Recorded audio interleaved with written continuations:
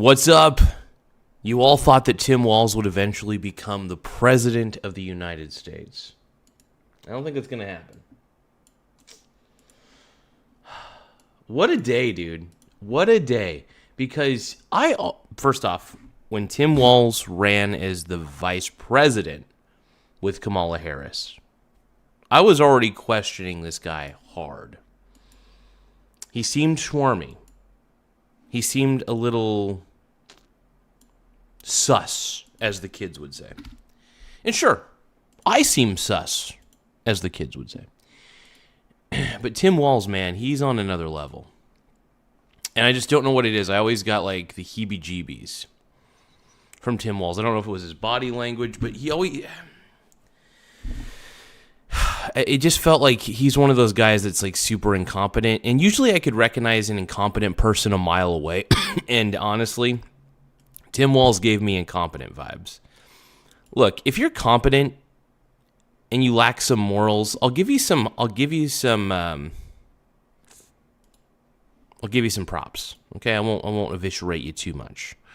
But at the same time, if you're an incompetent boob and you think you should run people's lives, go to hell. Just stop it.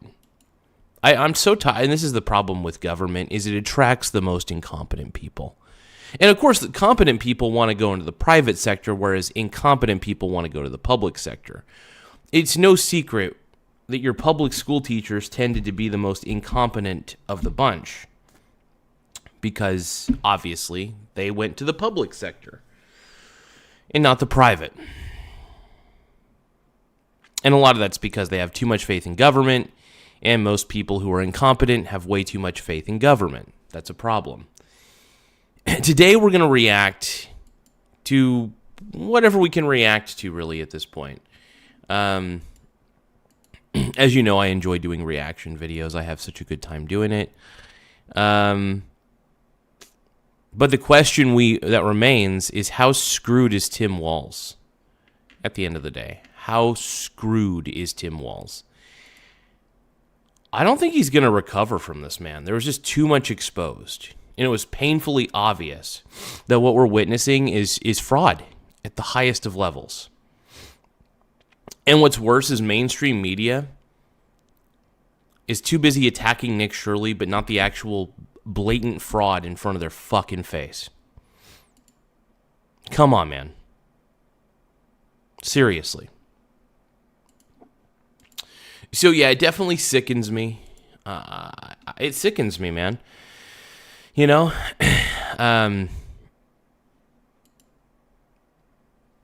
Tim Walz is a problem in many ways. I do find him to be kind of, not just kind of, he's extremely infuriating. Tim Walz is just one of those dudes that just reeks of cringe, reeks of, I don't know.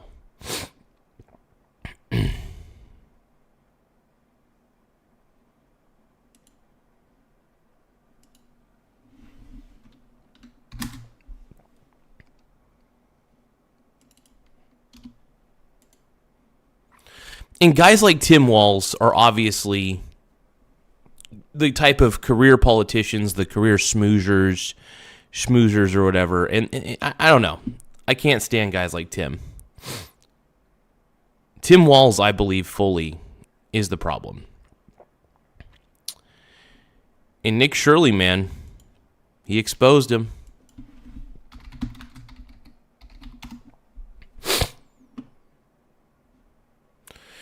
And I'm glad he did. At the end of the day, it's one of those situations where guys like Tim Walz absolutely need to be exposed. Oh, yeah, also, I wanted to react to the rest of this video that Nick posted a couple days ago. Give me a few moments, folks. Also, make sure you guys tap the subscribe button, though.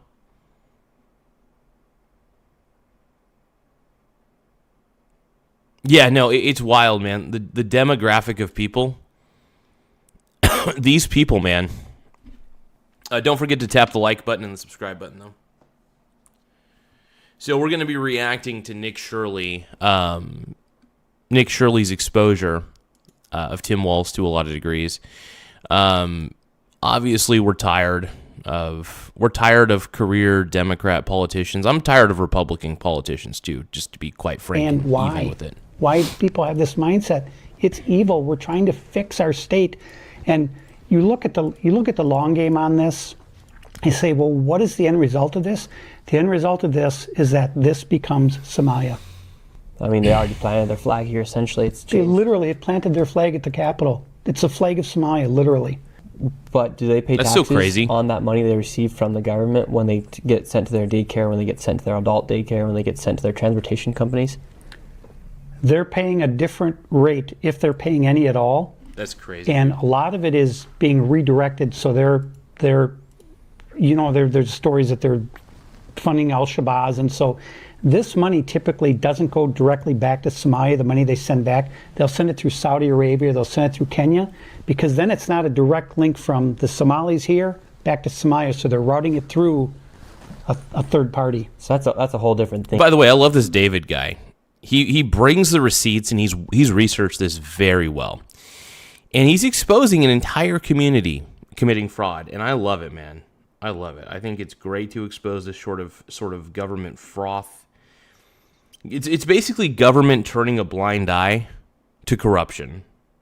Well, it is corrupt to turn a blind eye to this sort of garbage. Really? Can you give me some evidence, a none, why they are? Can you? Will you? I got to look at some commands real quick. Hold on. Give me 1 second. I'll get back to reacting to the video, but I got to do something real quick.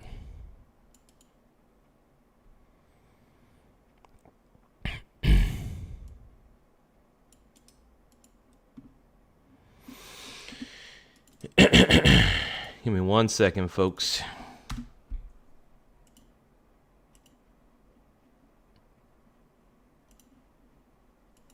By the way, I appreciate everybody who's tapped the subscribe button, though. It does help the channel grow. It helps me feel like my dong is bigger than it actually is. And I appreciate that, you guys. You guys make me feel like my dong is actually big. It's pretty small, to be honest. I wish it was bigger. I wish I had a bigger dong, but I don't. Do they, a none? Really? Yeah, I need some evidence. Good guy, Flexo. I need some evidence, bud. Give me evidence. Give me evidence, brother. I mean, so far, the only evidence I've seen is, everything just seems a little scammy.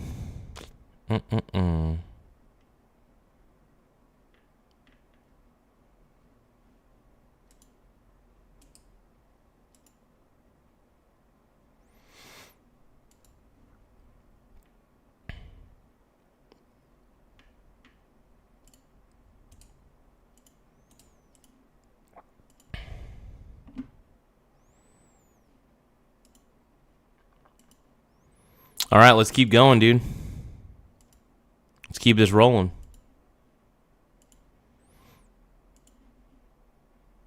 I was getting a few things set up. Sorry about that, you guys. Thanks for being so patient with me here. Let's watch more of this shit.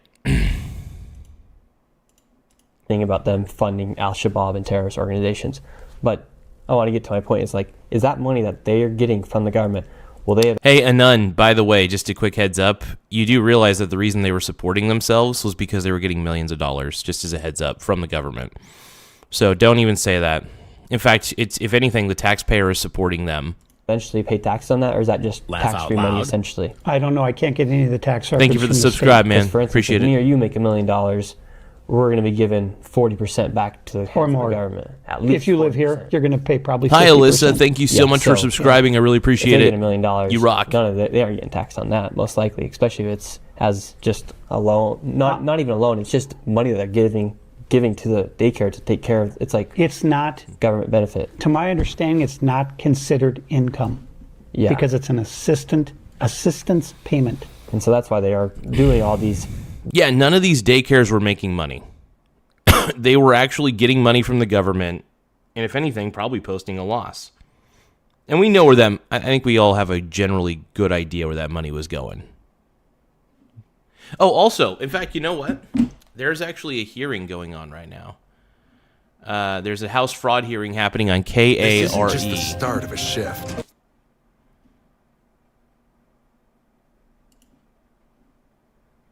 Now, we're not going to watch the whole thing. We're going to probably watch bits and pieces of it, but we're going to go from the beginning. The depth of this fraud is breathtaking. And I fear that this is just the tip of the iceberg. The U.S. Department of Justice is already investigating another Minnesota service program after a disabled man battling drug addiction under the care of a fraudulent full-time provider died because of neglect. Governor Tim Walz, Attorney General Keith Ellison, and Minnesota's Democrat leadership have either been asleep at the wheel or complicit in these crimes. How could they allow this massive fraud to go on for years? Oh, it doesn't This is surprise why we're me. here today. We must expose this theft of taxpayer dollars and hold everybody accountable who let it happen. I'm glad they're actually doing a hearing on this. I don't know. Is Tim Walz in attendance on this hearing, though? That's the question. Like, that's the primary question I'm curious about. Today, we're joined by witnesses from Minnesota State House of Representatives who have been fighting this fight for years. These legislators are on the front lines, uncovering fraud in Minnesota's social services programs day in and day out, and trying to get their state agencies to fix it. Thank you all for what you're doing to uncover the truth. It's funny. The people who are uncovering the truth are being harassed to no end by these corrupt politicians in Minnesota. And thank goodness, man. By the way, uncovering this fraud is not some sort of right-wing conspiracy. I'm sorry. It's pretty plain. What Nick Shirley did, I'm so impressed with this kid, dude. I love it. I subscribe to his channel. I think more people are waking up to the Democrat bullshit. And by the way, we're all waking up to the Republican bullshit too. I mean, I think both parties are pretty rife and corrupt. I still believe in the whole drain the swamp thing. I'm losing a little bit of faith in Trump, but not too much. I mean, look, I'm not a fan of him being on the Epstein files. It's not cool. But at the same time, he is effective. He is competent. More competent than Walz. I'll tell you that. And here's the thing. Trump actually takes action. Walz deflects, and he's all talk. He's full of hot air. Walz is. Let's keep going. This isn't just a Minnesota problem. It's a problem for taxpayers across the United States. About 35% of Minnesota's budget comes from federal grants. 35% of Minnesota's budget comes from federal grants. 35% of Minnesota. That's federal. That, by the way, if you're a federal taxpayer, even if you're not in Minnesota, you're still affected by this level of fraud. That's crazy. That's insane. I don't want my federal tax dollars going to Minnesota at all. Period. Minnesota, you need to raise your state taxes because we in Oregon don't want to pay for your fraud. Sorry. People in New York don't want it. Well, they probably want to pay for your fraud. Florida doesn't want to pay for your fraud. We're tired of all this left-wing BS. We're done. We're tired of being told to stay guilty, to feel guilty for whatever reason. Anyway, let's keep going. Hardworking Americans pay those taxes, and that money is being funneled to fraudsters, funding luxury homes, fancy cars, and vacations abroad. Some of it is even allegedly going overseas to support terrorists. And yet, Governor Walz... This is wild, man. And Nick Shirley's right. This is probably one of the biggest fraud scandals that we've seen in our lifetime. Straight up. Attorney General Ellison and Minnesota Democrats failed to act despite countless warnings. They failed Minnesotans and all Americans, handing millions of taxpayer dollars to fraudsters. They failed children and others in Minnesota. They failed their own state employees, some of whom have come forward as whistleblowers. These whistleblowers have told us that the Walz administration retaliated against employees who warned and alerted the administration to the fraud occurring within these social services programs. Again, Governor Walz accused employees who were simply doing their jobs of racism Islamophobia, and threaten surveillance That's so to crazy. silence them. President Trump and his administration are taking a whole-of-government approach and prosecuting these fraudsters. To Thank date, God. The Thank U.S. goodness, Department man. of Justice has charged 98 defendants in Minnesota fraud-related cases, 85 of whom are of Somali descent. 64 have already been convicted. The U.S. Department of Homeland Security is on the ground conducting investigations of suspected fraud sites in Minnesota. I mean, you as a federal taxpayer should be pissed about this. Anybody who's watching, whether you're in Minnesota, whether you're in Oregon, California, if you're paying federal tax, you should be pissed about this. 35% of their overall budget is from federal grants, which AKA, ergo, means it's coming from your pockets. Government doesn't create anything. It just makes things worse.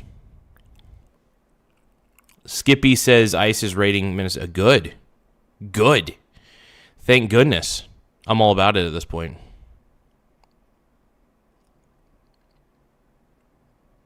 I'm glad. Thank goodness. The U.S. Department of Health and Human Services has frozen child care payments and started requiring documentation to prove entities are indeed providing child care. Other federal agencies are halting grant programs, investigating public housing fraud, and strengthening program eligibility requirements. The American people demand jail time for those who stole their hard-earned money and accountability for officials who sat by as resources were drained. Congress must ensure there is change and accountability so this does not happen again. I look forward to hearing from our witnesses today. Americans, thank you all for exposing this critical issue. And with that, I yield to Ranking Member Garcia for his opening statement. Thank you, Chairman Comer. I just want to start by thanking, of course, our witnesses for being here today and for all the members being back. We all agree, I think everyone on both sides of the aisle can agree, that fraud is a threat at every level of government, in every private sector business, and to every single American. Fraud exists everywhere. When I was mayor of my hometown in Long Beach, we worked for better and more efficient government and took on fraud whenever it existed and wherever it appeared to protect taxpayers. It's something that all of us take seriously every single day. When we find fraud, we should punish people and those that are committing it against the American What up, Frog public, Eat Frog? What especially up, when dude? it damages services that people rely on.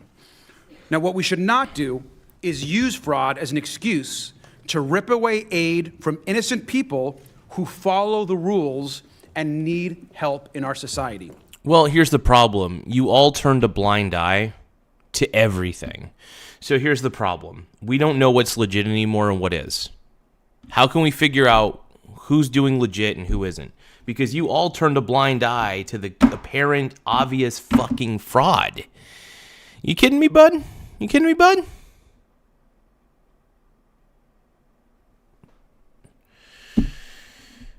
It's bullshit. Tim Walz is screwed. I really do think. Is Tim Walz effed? 83% of you say yes, 17% say no.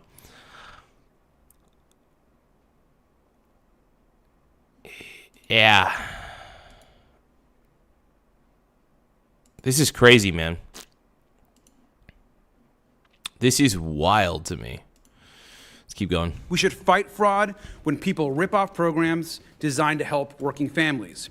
And also, we should fight fraud when large corporations and wealthy individuals dodge their own taxes and rig the system for their own benefit.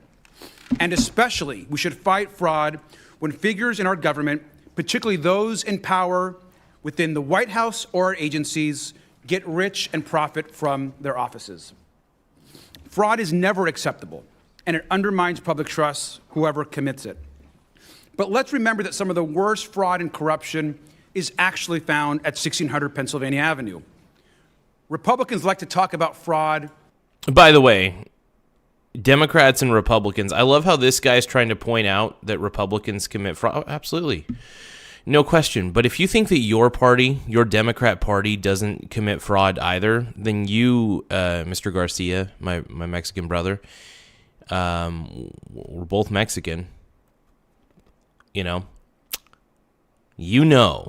the Democrats are just as guilty, if not more capable of committing fraud. In states, Because most socialists and communists love committing fraud. It's pretty obvious.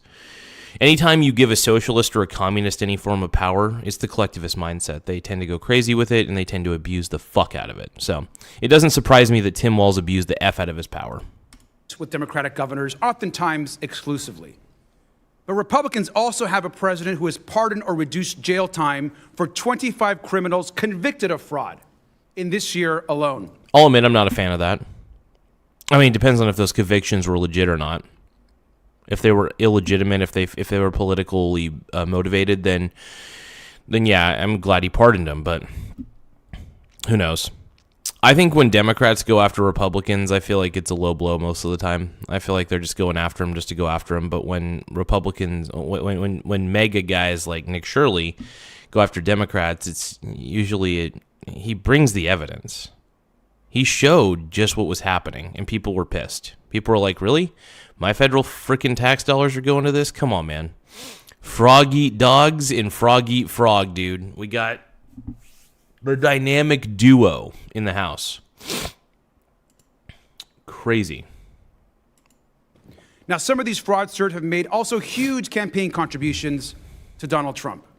And worst of all, Trump's pardons mean that these criminals can avoid paying back more than $1 billion, which they owe their victims, and dwarfs much of the fraud that the House majority wants to talk about today. This is actually the opposite of accountability. Instead, the House majority wants to excuse... Look at that lady wearing the mask.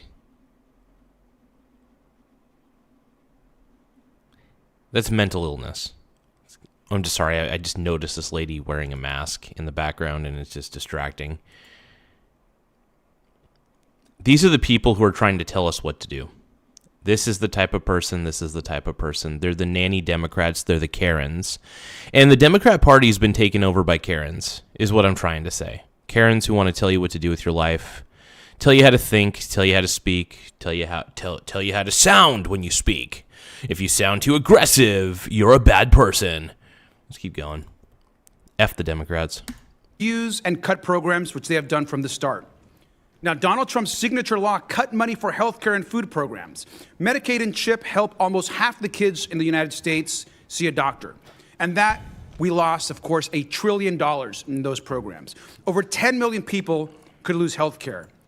Yeah, dot focus. Exactly. I hate when you... Yeah, exactly. You see somebody in their fucking car wearing a mask. You know exactly who they voted for. It's pretty obvious. You know exactly where their political alignments are. Anybody wearing a fucking COVID mask in their car is the cringiest thing ever. Their kids don't respect them. Their wife or husband don't respect them. If you wear a COVID mask in your car while you're driving, I mean, you don't... The sad part is you don't realize that you're the incompetent boob who is the problem. Do you guys think Tim Walz wears a mask when he drives in his car? I bet he does. It's just we'll post it on Kalshi. Trump's law also cut 40 million people who use SNAP. And this includes, by the way, 1 out of every 5 kids. And this is happening not just in Minnesota. The president plans to freeze more than $10 billion for child care subsidies, social services, and cash support for low-income families in Minnesota, New York, Colorado, Illinois, and my home state of California.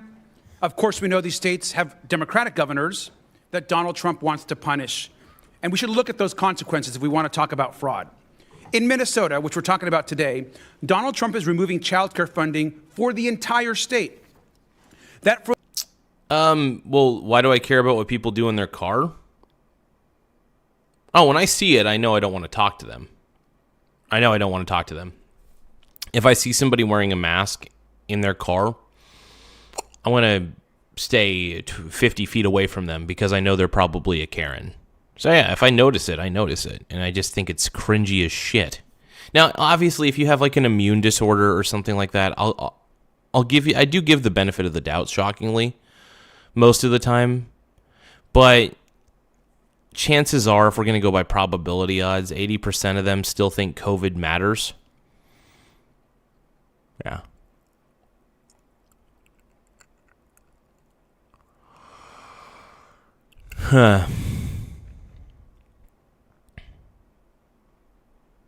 Wow, it's crazy, dude. Venezuela got effed by a shitty dictatorship. Frozen funding provides childcare for over 18,000 kids. These kids didn't commit fraud. So I want to know why they should be punished. Because their parents probably did. And it sucks. I don't want to see kids go hungry, just to let you know. But this is the victim tactics that they use. If you cut off this funding, then the kids will get no food. Okay, well, maybe you should have thought about that before you turned a blind eye to all the fraud that was going on. Because once people at the federal level saw what was happening, they were like, yeah, we're cutting off all funding starting now to Minnesota. Because we know that Minnesota is a fucking black hole rife with fraud. How about this, Minnesota? Take care of the problem yourself. Seriously. Raise state taxes on your people who already hate you. And yeah, anyway. And if you're in Minnesota and you vote Democrat, you're the problem. You voted for this too, by the way. Last night, he said he's withholding all possibly Medicaid funds from Minnesota, which could harm 1 in 5 residents. Now, in New York, another state he's threatening, that's over Why am I seeing a Cuisinart ad? Oh, I see. Hold on, let's keep watching.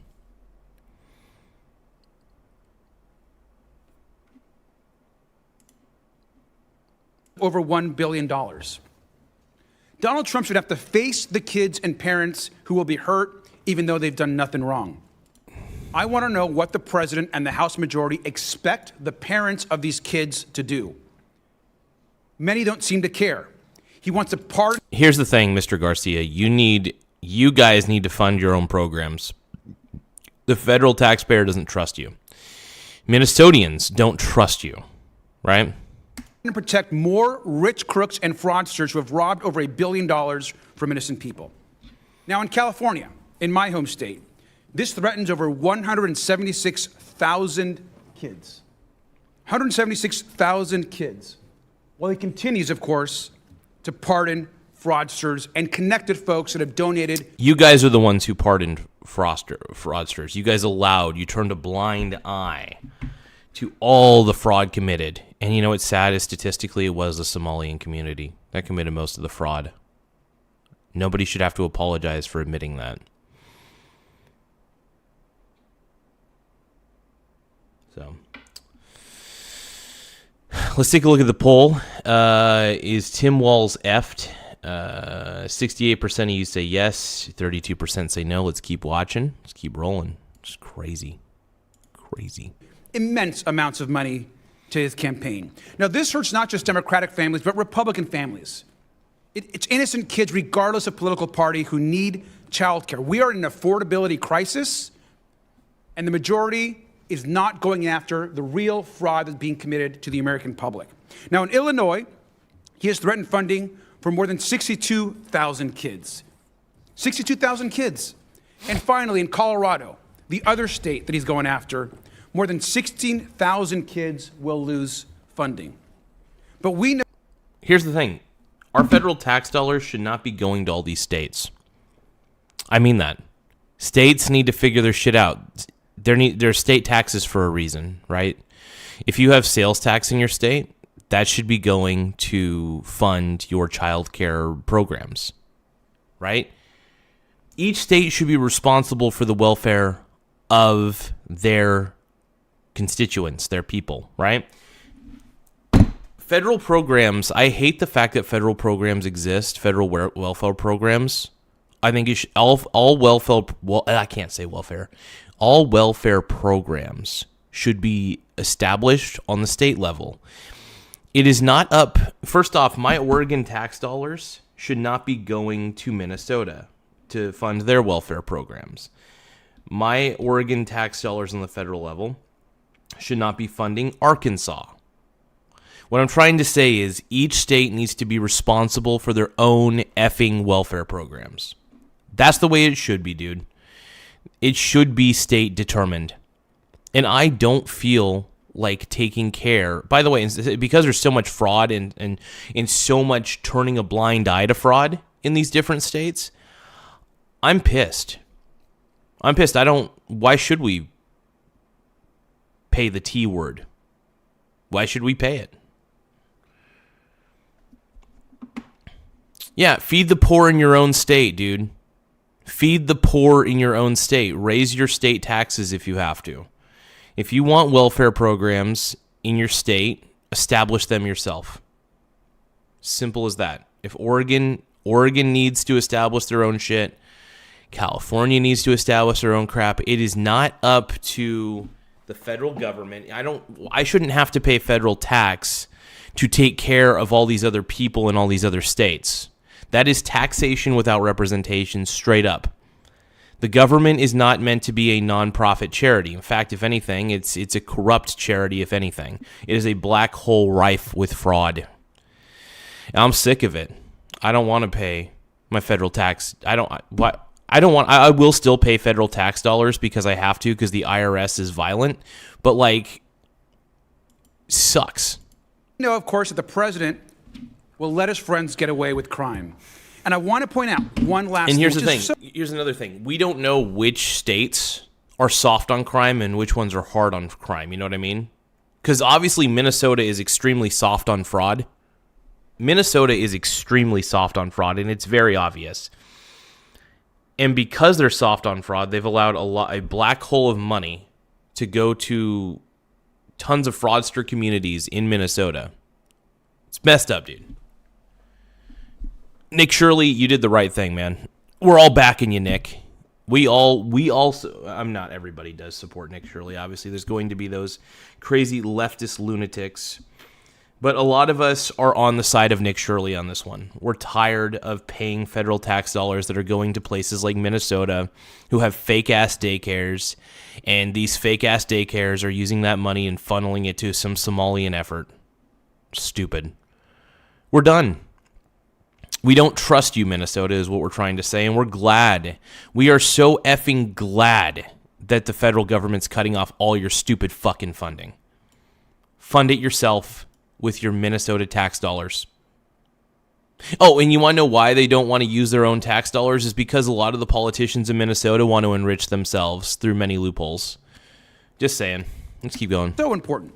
While Donald Trump attacks these states, the Wall Street Journal on Monday reported a massive Mississippi scandal. Mississippi, of course, isn't on Trump's list. We don't have witnesses from Mississippi here today. Definitely, we need to go after Mississippi too. If there's a welfare fraud scandal going on there, I do believe that Trump should be going after Mississippi. Oversight Republicans aren't calling in Governor Tate. And I think the question is, why? We have real fraud happening, yet there's zero interest, apparently, in what's happening here in Mississippi and other places. Yeah, and we should be interested in Mississippi. If that's going on, we need to step in and stop funding Mississippi as well. That's why I say each state needs to be responsible for their own welfare programs. Yeah, it's pretty despicable. Focus, I agree. It's disgusting. Defend Garza from Antifa. Oh yeah, I'm probably on Antifa. Probably hates my ass, but I also hate Antifa. So the feeling's mutual. I hate Antifa. I think they're a bunch of bullies and they're a bunch of sick, disgusting dweebs. Screw Antifa, man. Republicans want to cut benefits and attack states with Democratic governors. And what it's done, particularly in places like Minnesota, it has unleashed bigotry and hate. Minnesota child care centers have become the target of harassment and even vandalism and theft. Parents are afraid to drop their kids off in the morning and go to work. This is an opportunity, again, to attack for the House majority and smear innocent people without evidence. If we cared about fraud, we'd be starting at the very top. This is critical for the country and to actually take on fraud and abuse and the fraudsters that are being pardoned across the United States. Mr. Chairman, I yield back. Gentleman yields back. I will admit that the Garcia guy did make some fair points toward the end about Mississippi fraud, and that there should be a call out on that as well. So good for him. I'll give him props.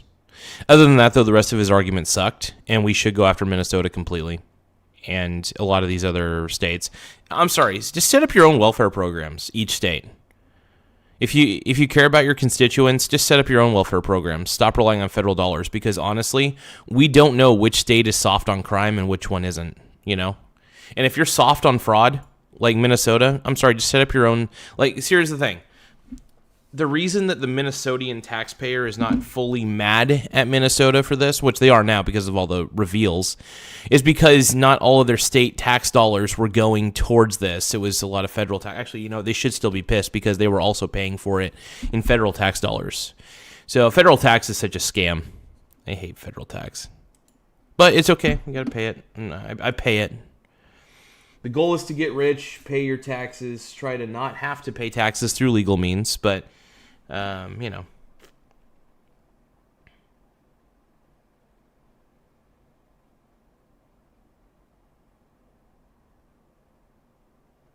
Rogue Valley citizens protest Venezuela attacks. This is why I don't go on Facebook. I'm so sick of the left, dude. Leftists are so fucking annoying. The left has just become too annoying for me to just deal with. To now welcome our witnesses here today. First, we have Kristen Robbins, Chairwoman of the Fraud Prevention and State Agency Oversight Policy Committee and representative for District 37A in the Minnesota House of Representatives. Welcome. Next, we have Walter Hudson, a member of the Fraud Prevention and State Agency Oversight Policy Committee and representative for Minnesota's District 30A. Next, we have Marion Rarick, a member of Fraud Prevention and State Agency Oversight Policy Committee and representative for District 29B in Minnesota. Lastly, we have Brendan Ballou, a former special counsel at the Department of Justice. So thank you all for joining us, and we look very forward to your testimony today. This is an issue the American people are very interested in.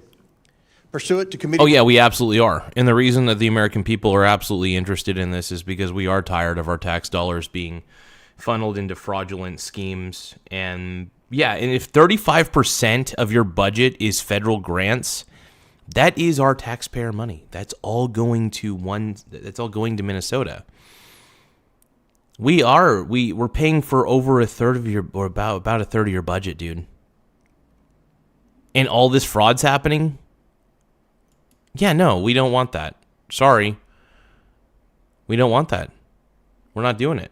We're not gonna take it. No, we ain't gonna take it. We're not gonna take it anymore. There we go. Rule 9G, the witnesses will please stand and raise their right hand. Do you swear or affirm that the testimony you are about to give is the truth, the whole truth, and nothing but the truth, so help you God? Let the record show that the witnesses answered in the affirmative. Thank you all, and you may take a seat. We appreciate you being here today and look forward to your testimony. Let me remind the witnesses that we have read your written statements. By the way, is Tim Walz? I don't think Tim Walz is there. And they will appear in full in the hearing record. Please limit your oral statements to 5 minutes. As a reminder, please press the button on the microphone in front of you so that it is Actually, on does and Tim members Walz can make hear an you. appearance? When you begin to speak, the light in front of you will turn green. After 4 minutes, the light will turn yellow. When the red light comes on, your 5 minutes have expired. I'm wondering if We would Tim ask Walz that you actually please makes an appearance. Wrap up. Hold on. I now recognize Representative Robbins for her opening statement. Good morning, Mr. Chairman and members. Thank you for inviting us to testify. As chair of the Fraud Prevention Committee in Minnesota, I've been working to uncover the massive fraud under Tim Walz, propose solutions, and hold state agencies accountable. Today, I will highlight the scale of the problem, outline the work our committee is doing to fight the fraud, and provide a roadmap for other states on how to detect and stop fraud. Minnesota is one of the highest tax states in the nation, and hardworking Minnesotans have been told that they don't pay their fair share for years. In truth, Minnesotans pay much more in taxes than... Yeah, they pay too much. And also, I would be pissed as a Minnesota citizen. I'd be sitting there like, paying all this money in taxes. All these Somalian people are becoming millionaires just by setting up fake daycares. That's cool. Interesting. Let's keep going. In other states. And when they pay their taxes, they expect that their money is going to things that help our communities: roads, schools, healthcare, and law enforcement. They do not want their tax dollars absconded by criminals to buy resorts and apartment buildings in Kenya, property in Turkey, and luxury homes and cars in the U.S. Tim Walz and his administration have willfully turned a blind eye to crime in the face of countless whistleblower and auditor reports, as well as stories by local investigative journalists and the Center of the American Experiment. These are actual crimes that must be punished. They are crimes against our moral values and erode trust in government. The time for accountability and justice is here. First, we are unearthing staggering amounts of fraud in Minnesota. As far back as 2014, there were credible whistleblower allegations of millions in daycare fraud. Instead of shutting it down, the state minimized whistleblower reports and allowed fraud to grow. Unfortunately, childcare fraud was just the tip of the iceberg. Since 2019, Tim Walz and Minnesota Democrats have allowed fraud to absolutely explode in Minnesota. Yep. Exactly. Exactly. I mean, she's pretty much spot on, man. Minnesotans have to pay tons of taxes. And by the way, 35% of their budget in Minnesota for all this stuff was federal tax dollars. The rest of it was state tax.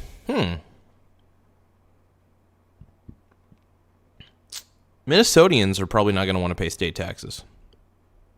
And I can't say I blame them. Everybody says, oh, government does good things. It's going to good things. I talked to my dad about this bullshit. And my dad thinks the government can do no wrong. He thinks government, it was funny. I was sitting at a bar with my dad. And we were talking about this. We were talking about property tax. He was actually talking about property tax on a phone call. He's like, "Oh, my property tax got raised," and I overheard this. I was like, my dad's so gay." And he was like, "Oh, my property tax got raised, but it's going to good things." And I was like, "Oh God, no, it's not." Like, my dad is so delusional. Like, I love him, but he's got the boomer. I call it the boomer delusion, where you think the government is actually competent when it's incompetent as shit. Government's just straight up incompetent, man. And this is why I don't trust government. Why should I? When government has proved time and time again to hire incompetent people, do incompetent things, turn a blind eye to fraud, I understand why people don't want to pay taxes anymore. I get it. Why would they? I mean, I'm doing it because I'm a pussy. I'm a freaking pussy, and I pay my taxes, dude.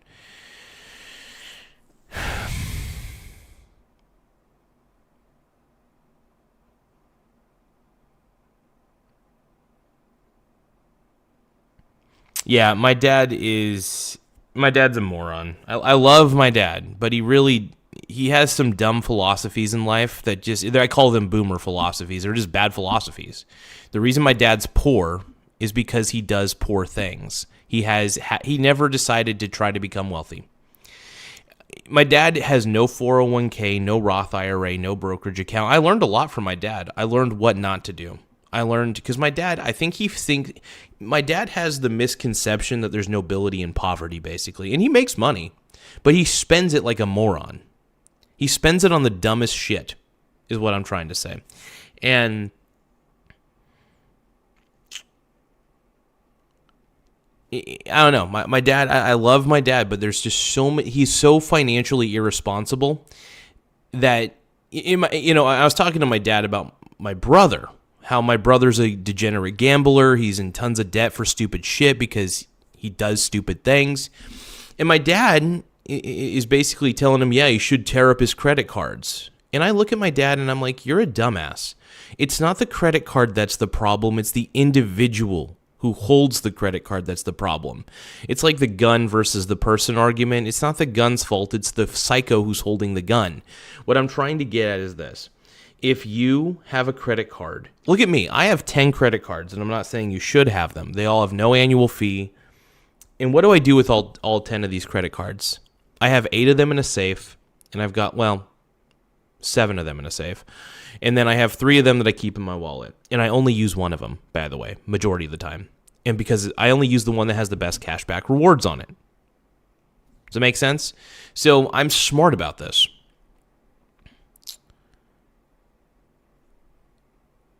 Yeah, no, I got my shit together.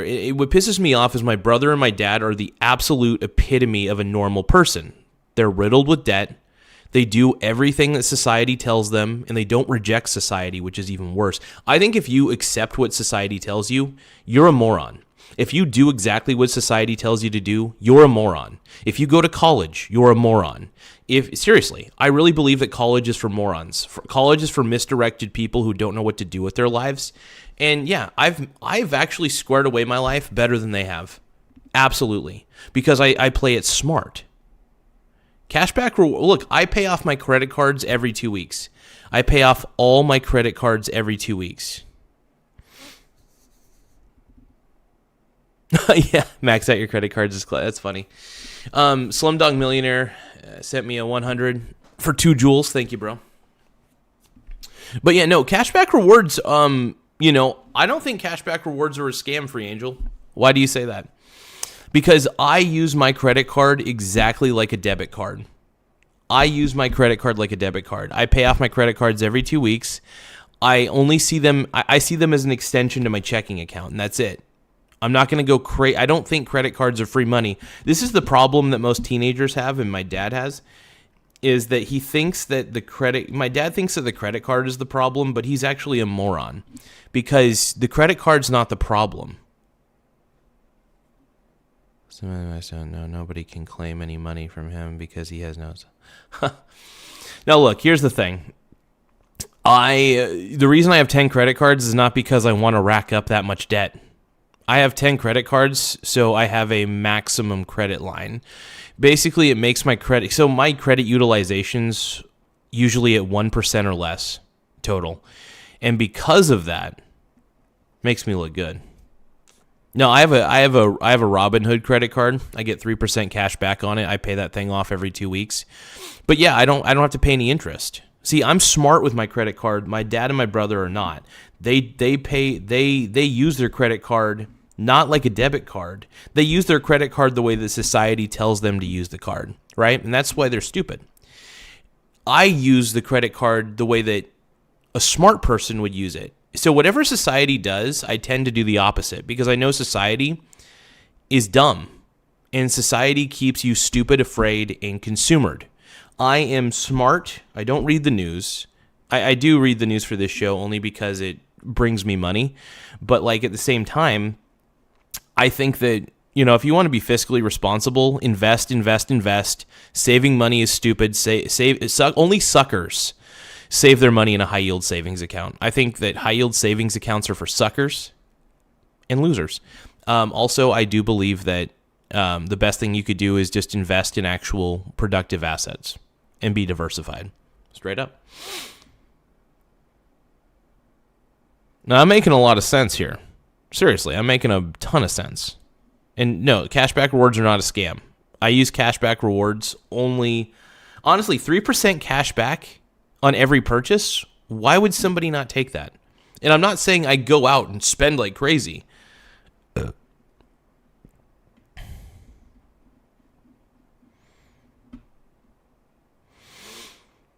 Free Angel, 3% is 3%, bro. If I have to spend money, I want to get at least some sort of cash back from having to spend money. Why not? 3% is still good. And I'm not saying I rely on my cashback rewards. It's just nice to know that I'm going to get some kind of reward back for paying my bills. I'm going to get a little extra money back. It saves me. It's 3% discount, basically, if you look at it that way. So, I don't know. People need to look at cashback rewards aren't the problem. Credit cards are not the problem. It's your discipline that's the problem. It's the fact that you think that cash is valuable is the problem. Assets are the real money. Cash is fake money. Assets are real money. Let's keep going. I love talking about investing, by the way. I could talk about investing all day.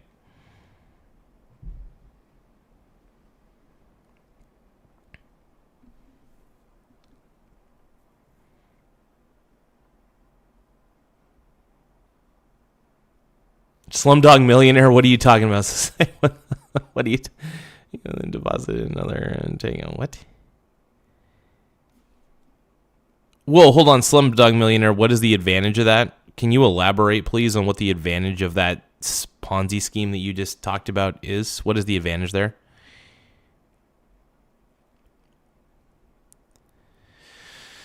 Jay Blade says, would you suggest learning programming to better understand the financial investments? I mean, getting good at forecasting.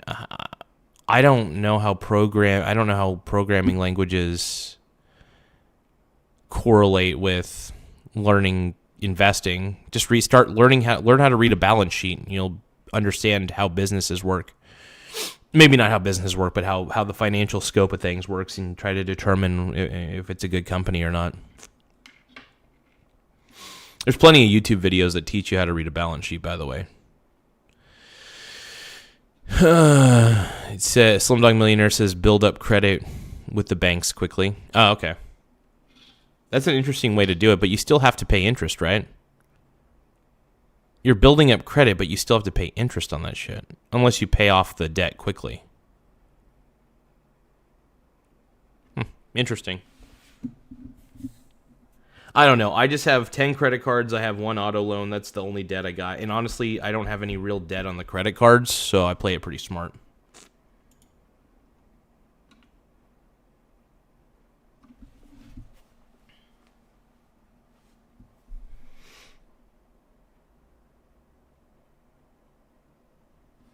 Okay, let's keep watching, man.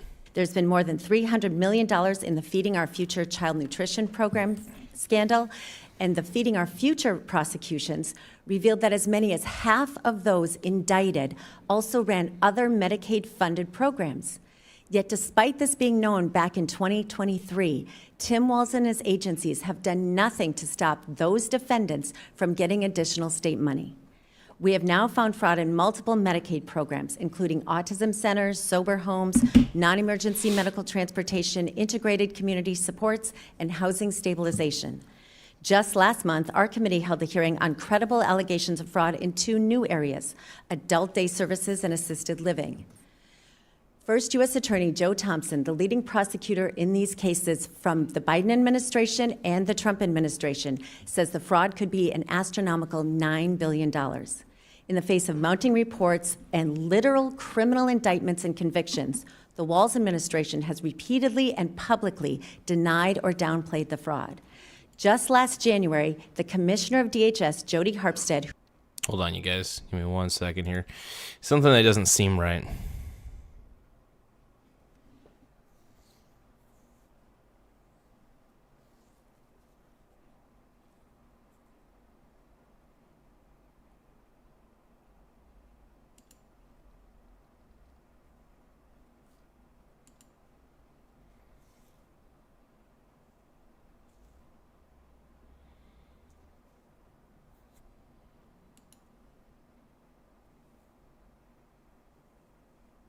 Yeah, you can't eat gold and silver, but who the hell cares, man?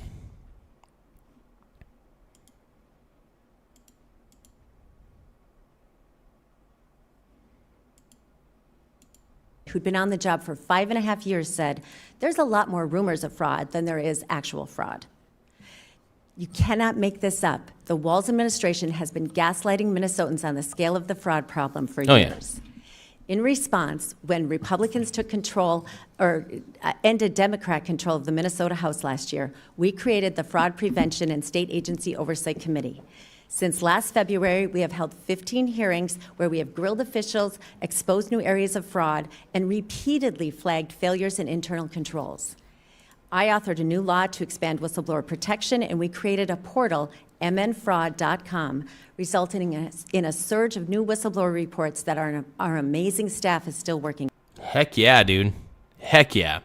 Because the thing is, and especially if they could provide video evidence, that's even better. Photo and video evidence. That's so cool they got their own fraud system. That gives me some hope for Minnesota. I still don't think our federal tax dollars should go to Minnesota at all, or any state, really. I think that if you want to set up welfare programs, do it for your own state. Don't use federal tax dollars. Use the state tax dollars, you know. It is not up to Oregon to take care of Minnesota's problems. It's not up to Minnesota to take care of Oregon's problems. That's the way I look at it. And if there's that much fraud going on, it involves everybody. Through. Under the leadership of our Vice Chair, Patty Anderson, we passed a bipartisan bill in the Senate to create an independent Office of Inspector General. When it got to the House, Democrats killed it because the DHS commissioner testified against it. The Tim Walz administration has utterly failed to protect Minnesota taxpayers and vulnerable citizens, ignoring years of credible reports and retaliating against those who spoke up, often by claiming they were racist or Islamophobic. I want to see where the timescape is, the timeline, not the timeline, but I want to see where Tim Walz is at. Did Tim Walz make it to this meeting?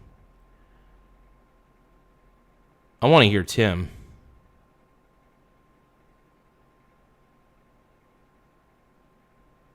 Because Tim Walz is one of the big roots of this problem, too. Let's take a look at this Forbes breaking news one. Here's how you can take advantage of IUL.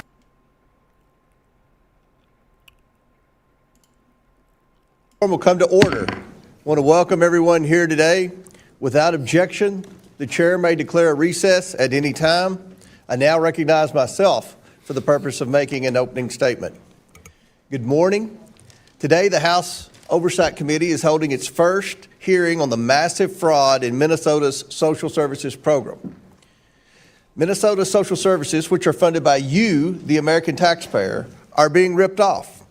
The most vulnerable are suffering as a result. Federal prosecutors estimate that these criminals have stolen at least $9 billion. The fraudsters, many of whom are from Minnesota's Somali community, have stolen from programs meant to feed needy kids, provide services to autistic. Okay, yeah, I think we've already watched that.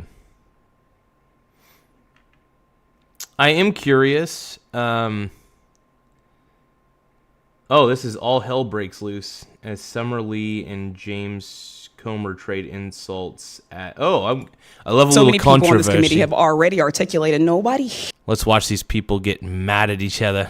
here believes that rooting out fraud and waste and abuse is not a top Anthony priority Coupin, of what this up, committee, brony? My brony brother. of our caucus, of their conference. It is. If you're on this committee, it is the top charge that we all undertake incredibly seriously. But I think, like so many things with the modern Republican Party, it's like you're skulking right around the edge of things, but too often, your bigotry, the Republican Party's own bigotry, is imprisoning them and keeping them from ever actually doing something that helps, not harms the.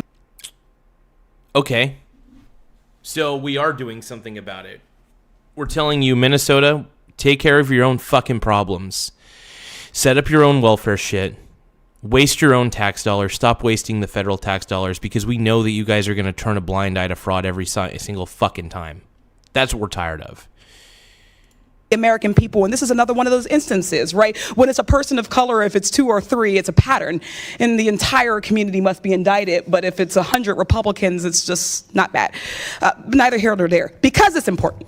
That's why we have routinely held hearings where we actually go over with the Government Accountability Office their high-risk list. We take it seriously. But the tone of this hearing seems to be a hypocritical witch hunt. It's hard to take it as anything but that, rather than an actual oversight effort. Our federal government currently has the tools to catch and prevent waste, fraud, and abuse. It's how the alleged fraud in Minnesota was caught by the Biden administration in the first place.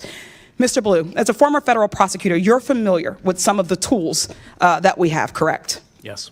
Just briefly, could you please verify the following tools for me? Yes or no? Does the Government Accountability Office work to reduce waste, fraud, and abuse? Yes. Do inspectors generals work towards these goals? Absolutely. What about the Council of the Inspectors General on integrity and efficiency? Yes. Are whistleblowers important to rooting out waste, fraud, and abuse? Absolutely. Has the Trump administration helped or hurt these tools? Certainly hurt it by disbanding the Council for Inspectors General and then ultimately firing 19 IGs. Thank you. That's right. Again and again, Trump has attacked the oversight mechanisms within the federal government. He illegally fired 17 inspectors general and other key. Okay, well, what about you guys in your own fucking state? You guys should actually be monitoring what's going on in your own state. Are you kidding me? I love this is deflection 101. They're deflecting towards federal. No. First off, you guys in Minnesota need to deal with your own shit. You need to figure out if things are fraudulent. We in Oregon should not have to pay for your mistakes. We're tired of it. We're done with it. Give me a moment. We'll get back to this here in a second. I'm just frustrated.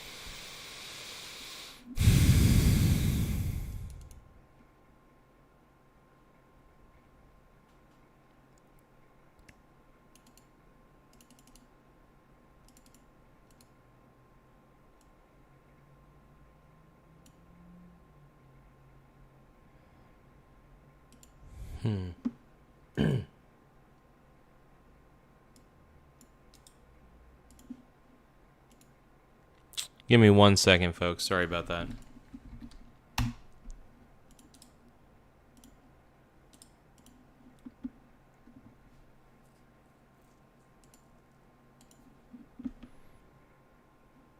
No, they always blame Trump, and like they don't blame themselves for turning a blind eye to all the fraud that was happening in their own state. Go figure, right? Go figure. Keep the fraud alive is basically their motto at this point. Yeah, it's beyond infuriating, and I don't know how Minnesotans deal with this, but yeah, it's extremely infuriating. Like, yeah, there's a pattern, a real pattern. Oh, is this poll still going? I thought I ended the poll.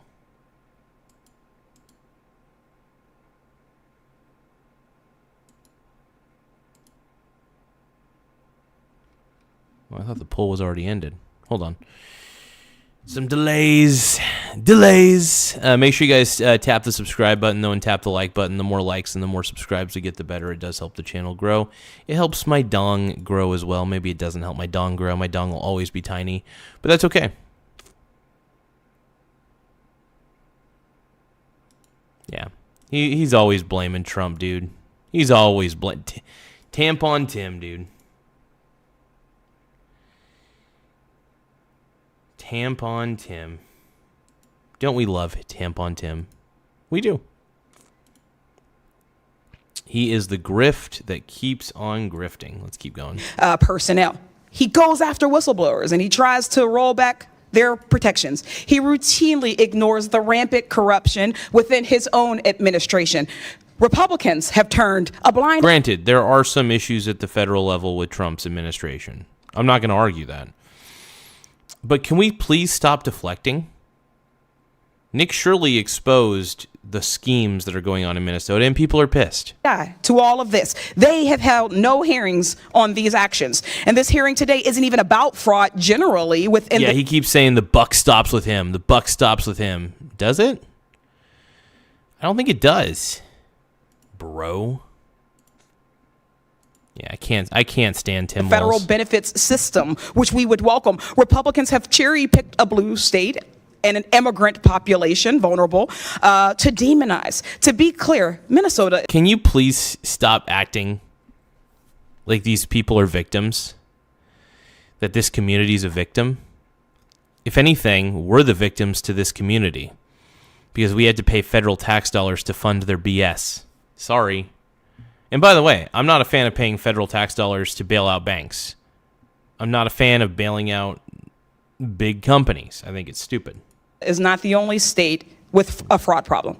To truly tackle waste, fraud, and abuse, we need to approach the issue with a scalpel, not a mallet. Discovering that people are committing fraud in the federal program does not mean we should smash the whole thing and end it. It means its oversight mechanisms need to be improved. That's why it's so disappointing to see that the Minnesota House Fraud Prevention Committee that our witness, the Honorable Kristen Robbins, chairs, has issued no reports on these uncovered schemes. It hasn't advanced any legislation to address the issue or even shared whistleblower reports with their Democratic colleagues. They've just held a bunch of hearings and generated headlines, something our committee is all too familiar with. This hearing is not an effort by Republicans to improve social service programs. It's an excuse to end them and to punish Democratic-led states. This has No, we exposed fraud in your state fair and square, right? Nick Shirley, a single YouTuber, Virgin Mormon, exposed you guys in Minnesota. And you're mad about it. You're pissed. So don't be playing the victim. Don't be playing the victim, because it's bullshit. And yeah, by the way, I'm not happy about some of the stuff that Trump does either. But granted, I hate the fact that my federal tax dollars are going to bullshit places like Minnesota. I hate that they go to other bullshit states. I think Oregon needs to focus on Oregon. Minnesota needs to focus on Minnesota. And that's that. Give me a second. I'm going to do some push-ups real quick. I didn't do my morning push-up routine, so I got to do it real quick. I try to do 10 push-ups every morning. Got to get those out of the way. So feel free to comment amongst yourselves while I'm doing some push-ups.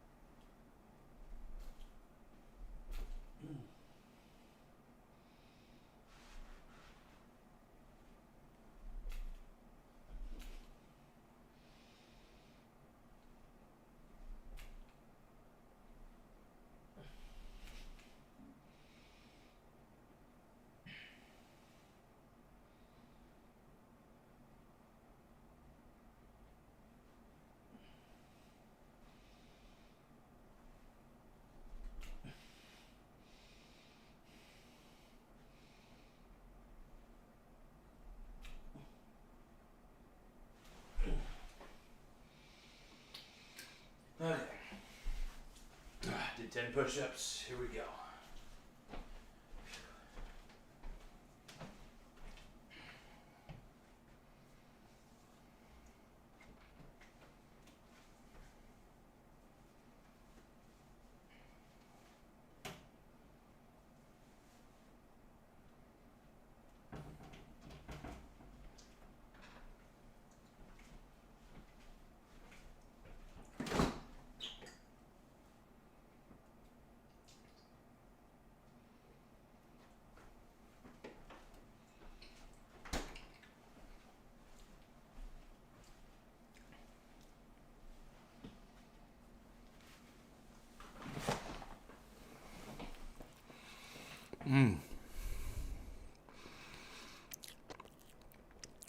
Oh, yeah.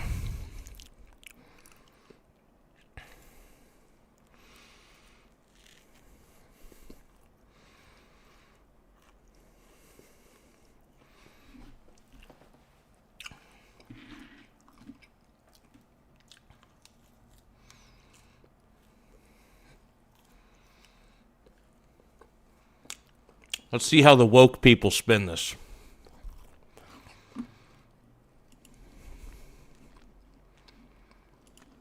Always been the plan. It's why Republicans' so-called big, beautiful bill is estimated to cut more than $1 trillion from Medicaid and CHIP benefits and cut SNAP for 40 million people. The very children or folks with disabilities who were mentioned in the opening statements.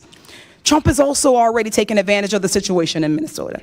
After a YouTuber harassed and posted unsubstantiated claims of fraud against child care centers, HHS froze child care funding to Minnesota, which would affect more than 23,000 children. Just yesterday, Trump also froze approximately $10 billion in funding for programs supporting child care, social services, grants, and cash assistance in not only Minnesota, but in other Democratic-led states of California, Colorado, New York, and Illinois. No matter what party we're elected to, we represent the people of our district, Democrat or Republican. We represent as the federal government all people of all states, irrespective of how they voted. That's the charge that I took, and I would like and hope that you all would do the same. When so many of these social service programs are being gutted and defunded, fraud becomes even more harmful, as that means even less money is going to people who need it. People need these programs. This situation should be an opportunity to take a deep look at the programs and improve. Okay. Are you going to call out Minnesota, though? Good. We know that there's some problems on the federal level. Is there any provable fraud? I don't know. I'm not a big fan of the big, beautiful bill. I've been pretty much against it. I think it's too big. But this Summer Lee girl, she is super woke. Let's keep going. Improve their oversight abilities, not an excuse to cut them entirely. If we care about the most vulnerable, if we care about the most marginalized, this is an opportunity to do so, and I welcome us to actually do that one day. Thanks, I yield back. Ms. Lee, the IGs are hired to identify fraud. They haven't identified fraud. The IGs have failed. But anyway. You all have. Yeah, he's right. By the way, I love how this lady's trying to defend the fraud that's happening in Minnesota. Failed. No, you all continue to fail. We've done nothing. You've had the gavel, Mr. Comer. We barely do hearings on anything that actually affects change. You have power here, and yet you don't. I'm on Comer's side. This lady's too woke. Don't do anything. Yes, he actually initiated this, sir, but thank you so much for your opinion. You have failed. I yield it back. Chair recognizes Mr. Perry from Pennsylvania for 5 minutes. He's right. You have failed. We the American people are pretty much a majority on this one. We don't want to pay federal tax to all of these freaking daycare frauds. This is crazy. Thank the chair. I look forward to you. But no, we should call out the bullshit. We need to call out the bullshit, man.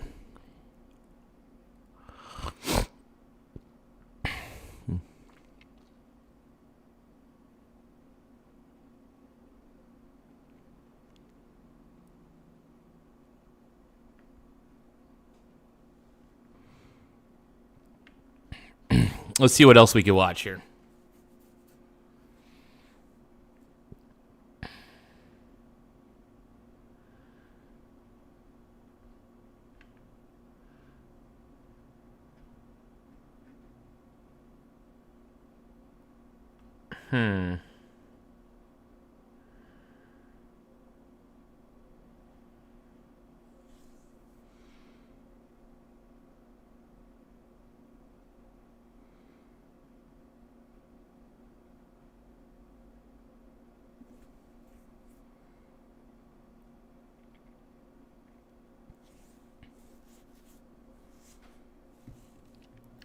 I'm usually not a big fan of Newsmax, but we'll take a look and see what Newsmax is saying. Governor Tim Walz speaking out one day after dropping his bid for re-election following that massive fraud in his state that sent his political career spiraling. Yep, just moments ago, Walz was seen as a rising star in the Democrat Party. He was chosen to be Kamala Harris' running mate in the 2024 presidential election. The campaign viewed him as a folksy two-term Midwestern governor who could appeal to the average voter. And following Harris's loss, some of Walz saw him as an early contender. Yeah, the average voter hates this guy. The average voter does not like Tim Walz. They find him to be schwarmy. I know I do. They find him to be repugnant. Yeah, I can't stand Tim Walz, dude. Tim Walz is the epitome of everything that we don't want. If we're going to be honest. Tim Walz is the exact epitome of what the people don't really want at the end of the day.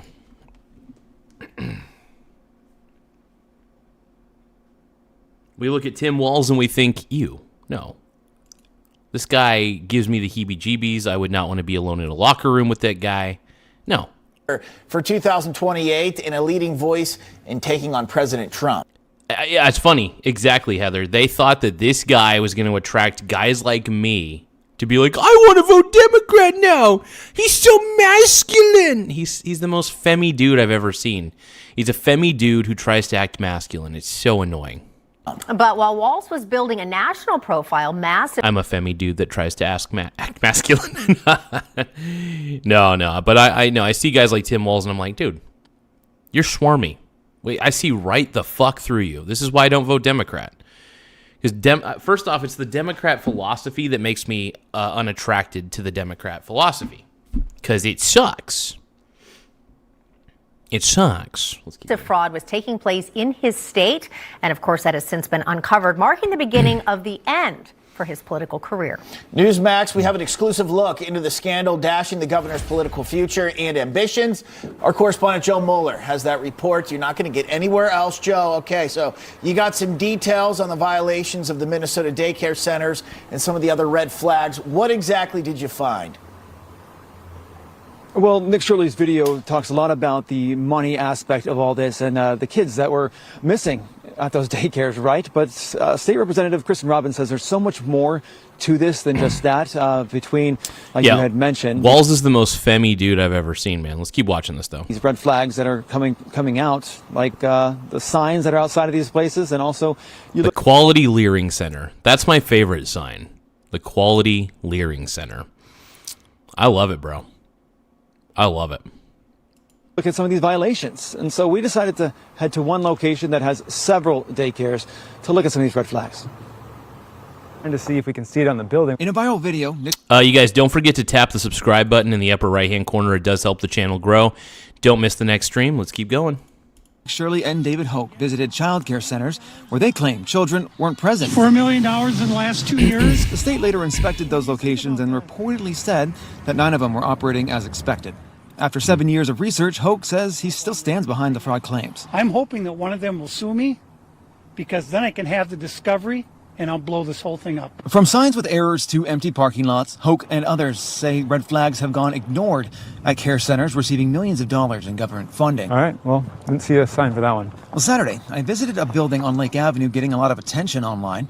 What stood out at first, multiple care centers operating in a single building, something I found in the area are buildings with many of the same type of businesses. No ice. One center had no sign out front, but had multiple entrances, it appears. This is the one there's been past reports on. A local report shows it previously received government funding despite an alarming list of violations.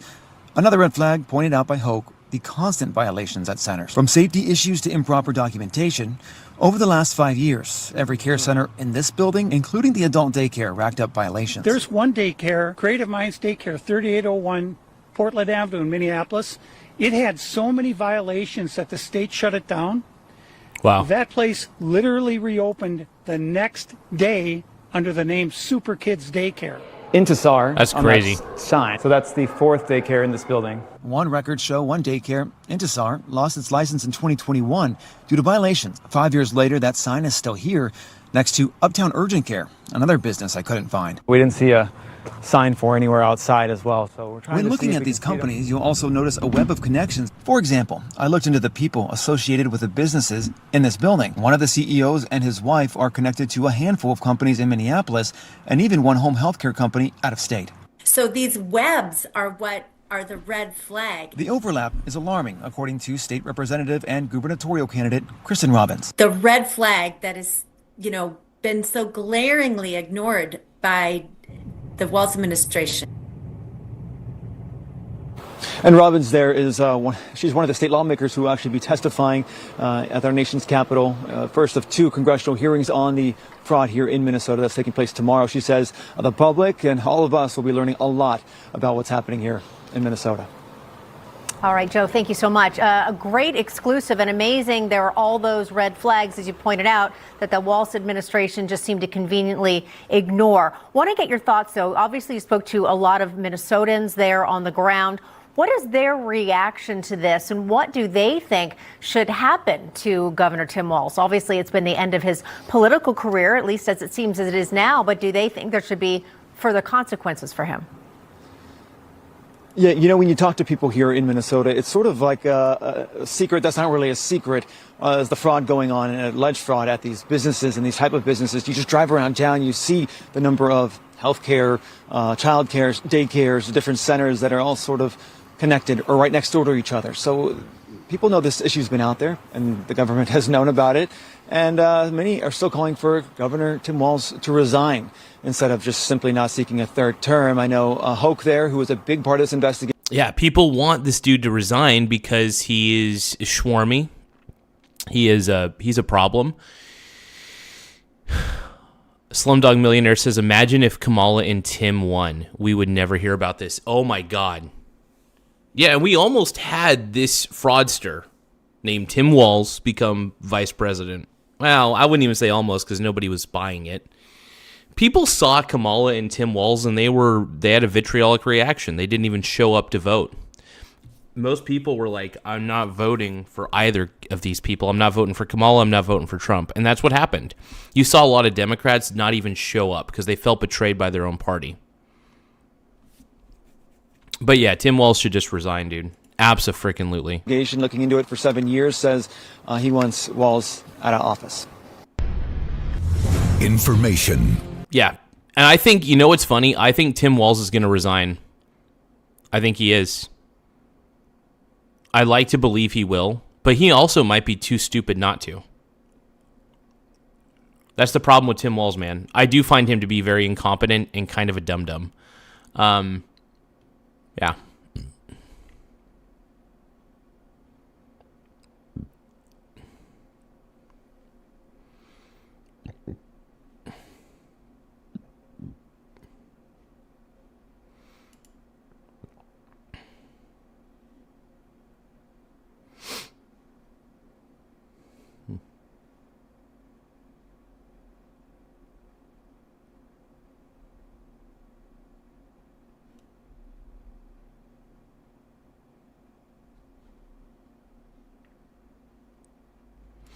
Let's look up, let's just type in Tim Walz.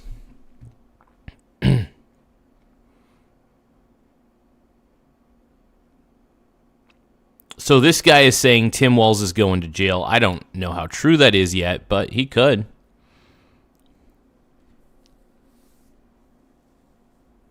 Yeah, nobody showed up to vote for Kamala and Walz.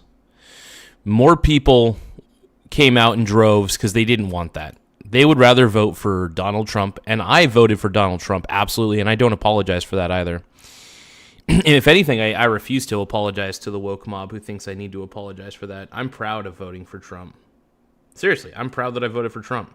Because we dodged ourselves a bullet, you guys. Instead of, it's crazy.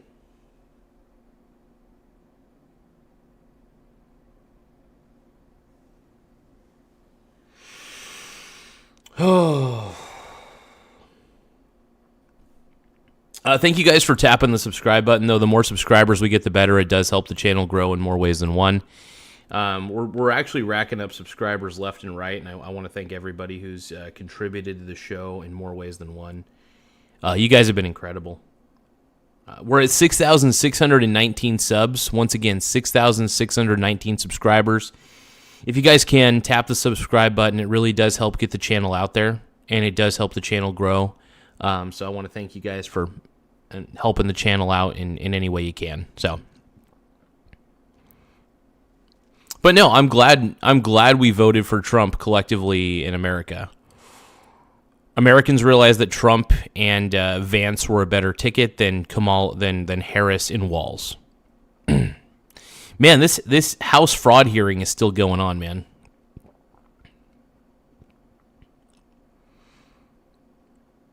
I'm really shocked that Tim Walz isn't stepping down, dude. You know what's funny? Every day that he's in office, the calls for his resignation are going to grow more and more and more and more. More and more and more. Let's keep watching.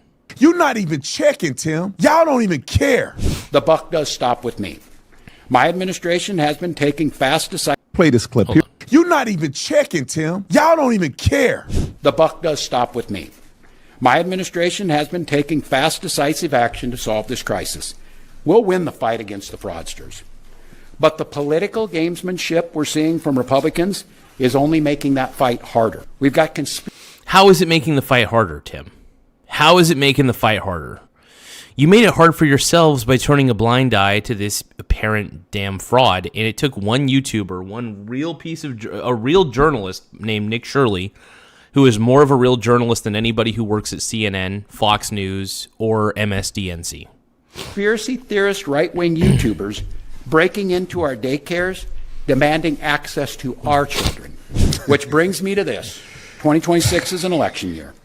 Election years have a way of ramping up the politics at a time when we simply can't afford more of that in Minnesota. In September, I announced that I would seek a historic third term as Minnesota's governor, and I have every confidence that if I gave it my all, we would win the race. But yeah, you know you wouldn't win, Tim. People in droves in Minnesota are calling for your resignation. You know you're not going to win. I reflect on this moment with my family and my team over the holidays. I came to the conclusion that I can't give a political campaign my all. Every minute that I spend defending my own political interest would be a minute I can't spend defending the people of Minnesota against the criminals who prey on our generosity. Yeah, I call them MSDNC. And the cynics who want to prey on our differences. I don't want to prey on anybody's differences. I want to expose the fact that, first off, yeah, I mean, I do expose differences. Like, Democrats are collectivists, whereas most people who are right-leaning, for the most part, tend to be individualists. It's a philosophy difference more than anything. Let's keep going. So I've decided to step out of this race, and I'll let others worry about the election while I focus on the work that's in front of me for the next year. I'm passing on this race with zero sadness and zero regret. I did not run for this job to have the job. I don't understand how functional adults can look at that fool and say, I'm gonna vote for that guy. I don't. No, a moment I saw him even give a speech. The first time I heard the Tim Walz speak, I was like, nope. That was the first thing. I was like, hell no. You guys are trying to convince me to vote Democrat, and you bring this fucking loser, this fucking Ponzi artist? Hell no. I could tell the guy was a freaking fraudster the moment he talked. I knew he was incompetent. You could just tell when somebody's incompetent. Their body language, the way they speak, it's amazing. I don't get what's wrong with y'all, Minnesotans. What's wrong? I'm talking about the ones that voted for Tim. I'm not talking about the good ones, right? That some of y'all, the patriots that we know, that ain't stupid enough to vote for an idiot. Yeah, he ran for the money. Exactly, Slumdog Millionaire. He didn't run to become the governor. He ran to get the money. He ran to exploit the Minnesota people. People are idiots. And when Donald Trump called him out on it, it sounds like it's superfluous, but it's not. The dude is a low IQ fool. Exactly. 100%, dude. That guy's spot on. It's the most reasonable reaction I've ever heard. Love that dude. That guy's the man. ICE raids Minnesota. Fraud HQ. Tim Walz resigns. No. He's not resigning. He's dropping down out of the governor race.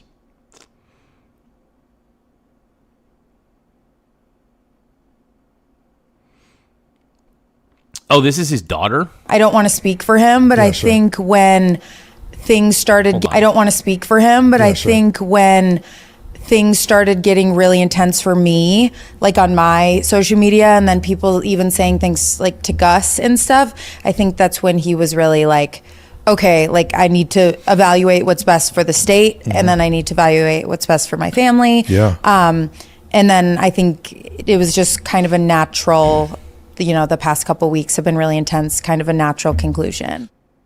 Yeah, your father's a grifter, just like me. Tim Walz is no different than me. We both grifting. No, just kidding. No, but here, seriously, he's awful. Whoa, dude. Tim Walz is testifying right now? When? Where? Like, where is Tim Walz testifying? I gotta see this. I want to watch, dude. Did Tim Walz even make it to this committee meeting? I don't see him anywhere. This is the thing. I don't see even an inkling of Tim Walz being grilled. Is he going to be the last person to be grilled on this? Like, dude, this is wild.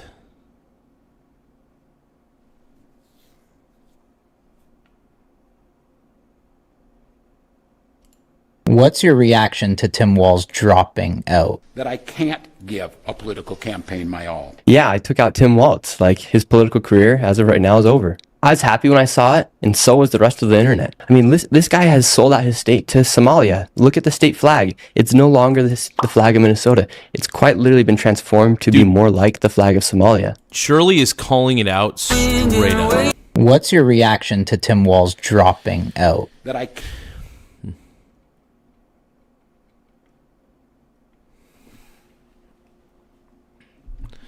You know, it might even be worse than we imagined. You know? It might be worse than we even imagined. I think it's more than a billion. I think it could be billions. That's the craziest part about this.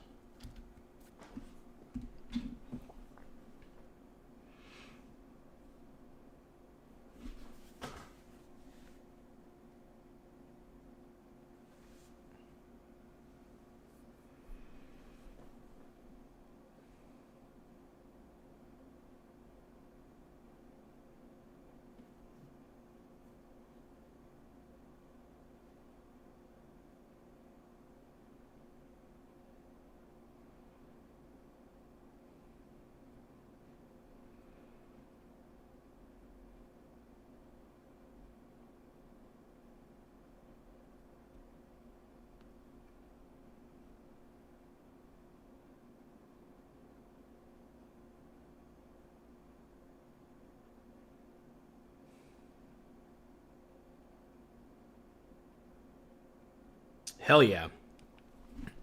I've been kicking some butt right now, man. I'm kicking butt on the swing trading front. I'm rocking and I'm rolling.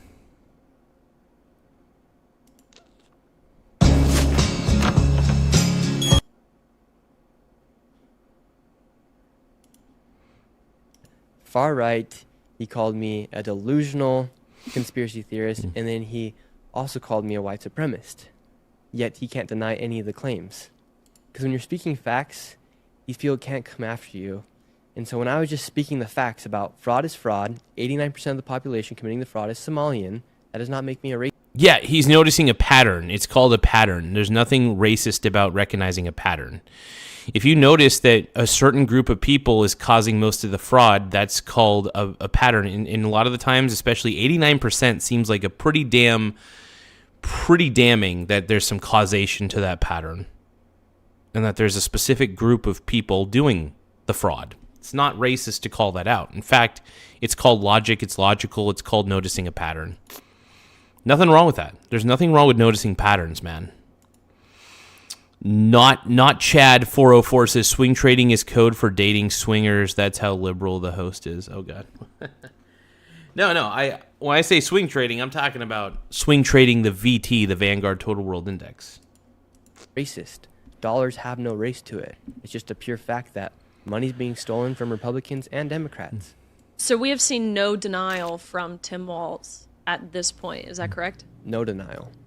Yeah, that's A telling. lot of deflecting. Hey, Sean Hannity. Oh, here. yeah, he's deflecting all right. Tim Walz is deflecting hard, dude.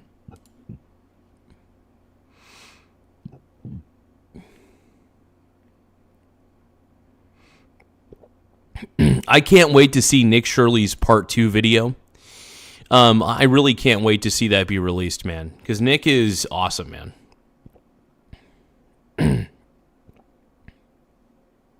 Yeah, Walz attacking Nick Shirley is so ridiculous. Crazy.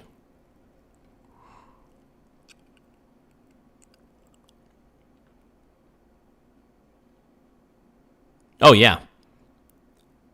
Absolutely, Nick Shirley exposed the fraud that is Tim Walz. Abso-fucking-lutely. Do you guys want to know why I'm doing these political streams a lot and why I'm so one-sided on this? The Facebook Karens who say that Trump is a dictator. I can't stand the Karens.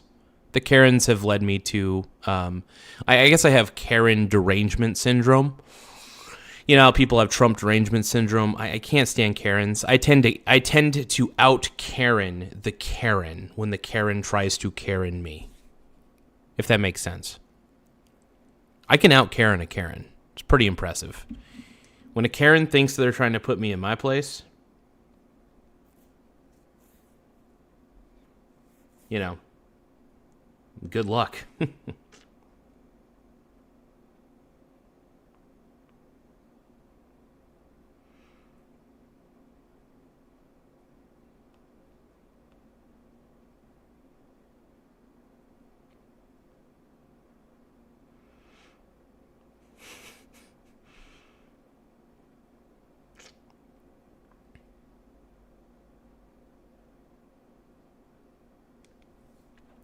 ICE killed a mother in the street? Really?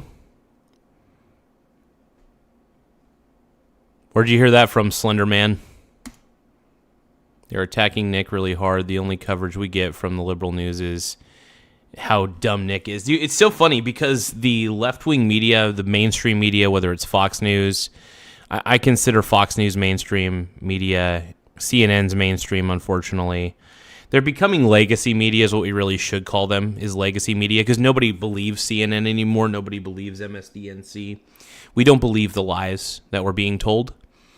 And we're tired of actual real journalists, real citizen journalism from Nick Shirley. Citizen journalists need to be taken seriously, right?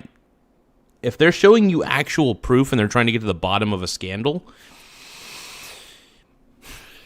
they're doing more legwork than even CNN. That's what I find so fucking funny about this.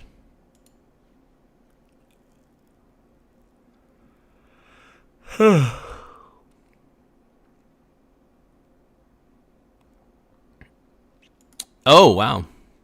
However you book, first check. Let's take a look at this. So Comer's talking about arrests in blue states. Let's take a look. Whistleblowers, and these whistleblowers are Minnesota state employees, almost all of whom are registered Democrats that have been sounding the alarm for years. So we're going to inform the American people today what's going on and also talk about what the Trump administration is doing as we speak on the ground to try to hold people accountable. Well, you just heard the soundbite of Tim Walz. You hear what he's saying. Hey, I'm not going anywhere. And by the way, when is the president going to resign? What exactly do you think he's talking about? Well, he has to be talking about January 6th because that's all they want to talk about today. In fact, I think their witness, the minority always gets a witness. We have state legislators. This is a hearing. Okay, it pisses me off. I'm seeing a ticker for cryptos. It's saying BTC is 91,900. What? Dude, cryptocurrency is such a scam. Stop it. Fox Business, you guys are better than that. Don't show crypto ticker symbols on there. So ridiculous. Today in oversight about fraud, about billions of dollars of fraud in one particular state, and the Democrats will want to, their members aren't going to talk about fraud because they don't care about wage fraud abuse. They care about January 6th all of a sudden. So that's what I think he was referring to. But at the end of the day, he's going to have to answer a lot of questions. If he doesn't voluntarily come in for our committee hearing that's already scheduled next month with him and Attorney General Keith Ellison, then he will be receiving a subpoena very soon from me, because he's going to have to answer a lot of questions to the American people. We're talking about a significant percentage of Tim Walz's entire budget for the state of Minnesota appears to have gone 100% in the way of fraud, primarily by the Somali community. Well, Mr. Chairman, let me ask you a question about that, because So you nuts. say all they want to talk about is January 6th. Are you investigating? Yeah, the whole January 6th thing. The Democrats got nothing to run on. The only thing they got on Republicans is January 6th. And that's not even that much. Go figure, of course.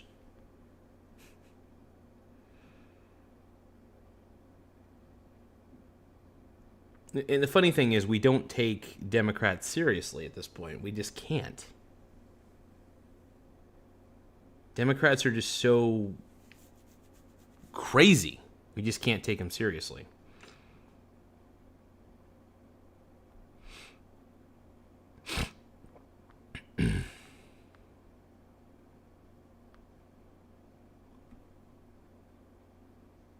Oh, damn.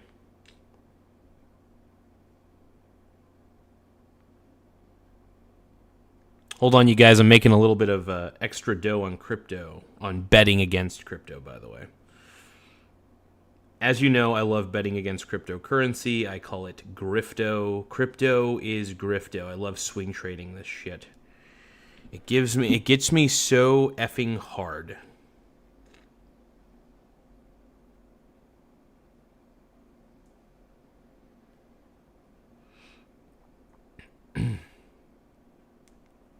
Yeah, crypto is grifto, by the way. What they did on January 6th? There is a report that Lieutenant Michael Byrd, who's the officer who shot Ashley Babbitt dead on January 6th, he allegedly was operating an unaccredited home daycare. Is that part of your investigation? Are you looking at the fact that right now we understand that the CIA told the court it cannot produce any requested January 6th documents and information for 4 more years? 4 more years? We can't see the documents? Why? I don't know, but that's a committee that the Speaker has tagged Barry Loudermilk from Georgia.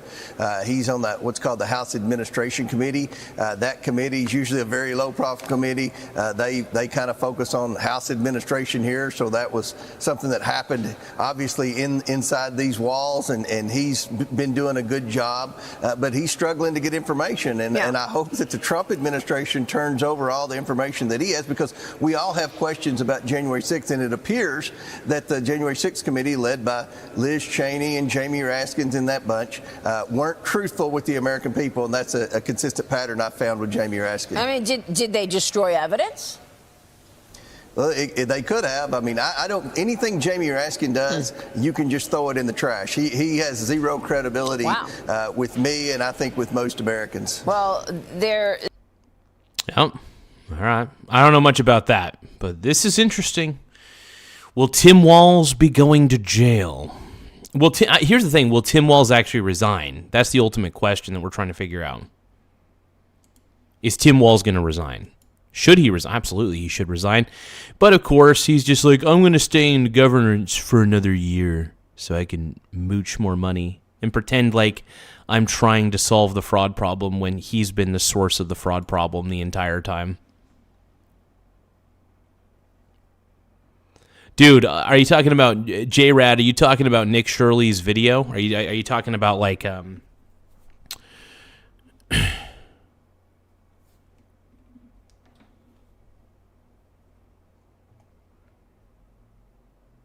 Okay, hold on, let me take a look.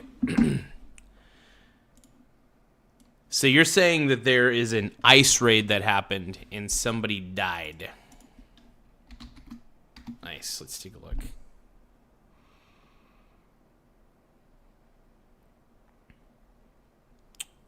Okay, that's crazy. Okay, we got. We'll take a look at this. This is the ED. It's not for the faint of heart. Look, I'm not a fan of ICE killing people. I don't like that at all. Welcome back. Who else is going to get this place through the fourth? Yes, here on KARE 11 News Now, I'm Jason Hackett, and we are following some breaking news right now. We're on the scene of a possible ICE situation in South Minneapolis. So let's tell you where this is happening. This is at Portland Avenue South and 33rd. That's just a few blocks. I love how it's called Portland Avenue. The irony. Portland, Oregon, obviously the most woke place in the world, but obviously this is Portland Avenue in Minneapolis. Away from Powderhorn Park. So we do not have a lot of information confirmed right now other than a large police presence is near the scene. You're taking a live look at that right now.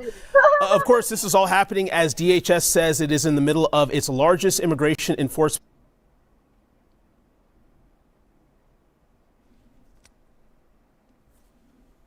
I think I just heard thunder. Hold on.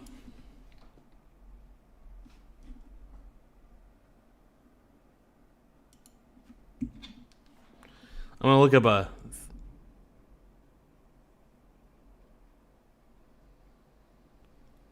look up lightning strikes near me.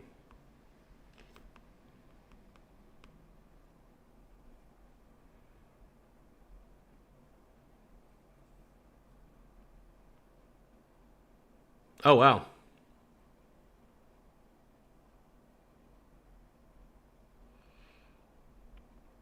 Yep, lightning alert from 11:18 a.m.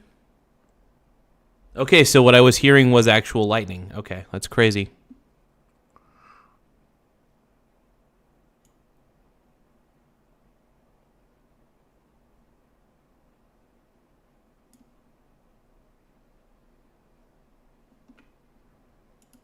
Ever right now in the Twin Cities, some 2,000 federal agents deployed out here, 150 arrests here in the last few days. So that was a live shot that you're seeing near the scene. We have our Gordon Severson live out there. He just arrived.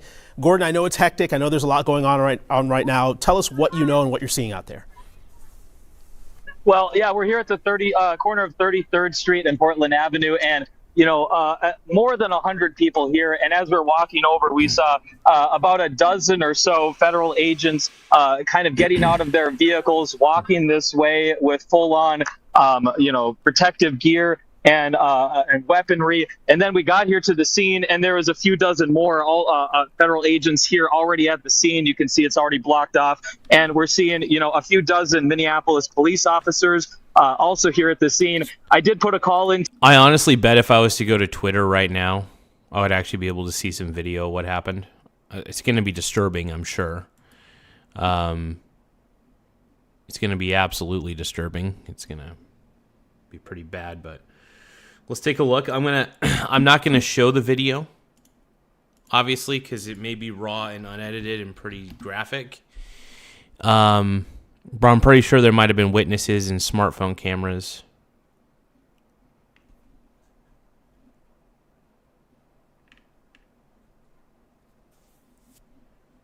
Two notifications. What do I got? I'm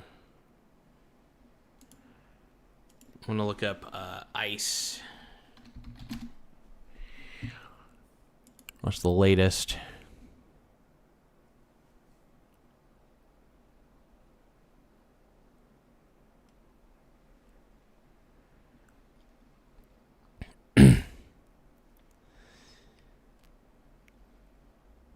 So is there any video?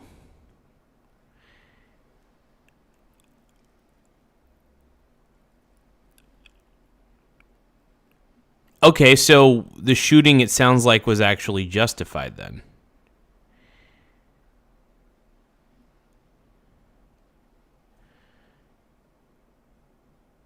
Okay, but was the ICE agent defending himself? That's the major question.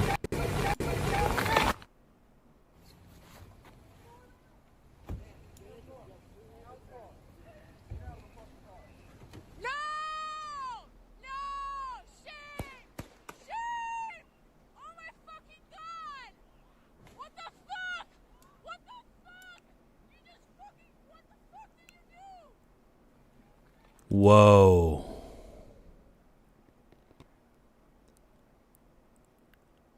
Okay, that's messed up. Holy crap. Yeah. It's pretty clear she was trying to drive away. Oh, man, that's rough. Yeah. This is the problem. They should not be holding... These ICE agents need to stop holding lethal weapons.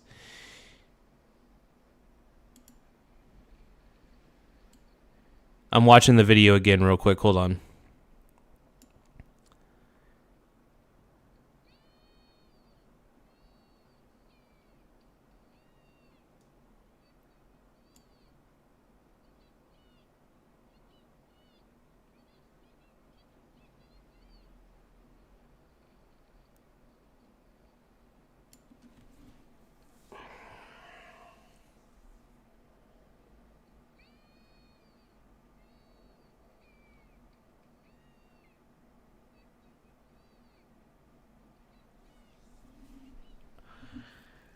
Okay.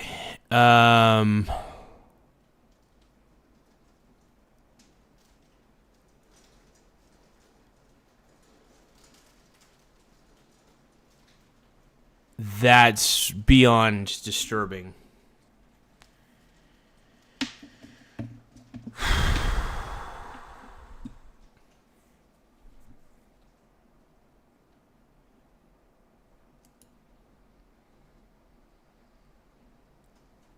I know that she's trying to drive away,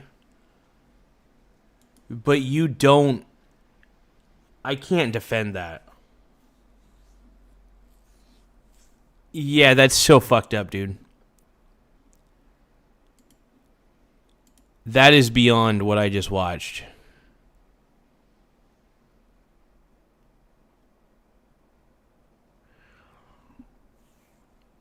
Yeah, but...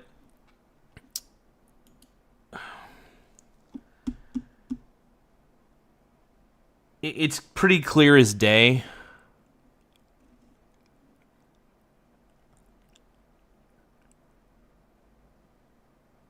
I mean, if we saw one angle of it, of the video, was she trying to run over the ICE agent that was in front of the car?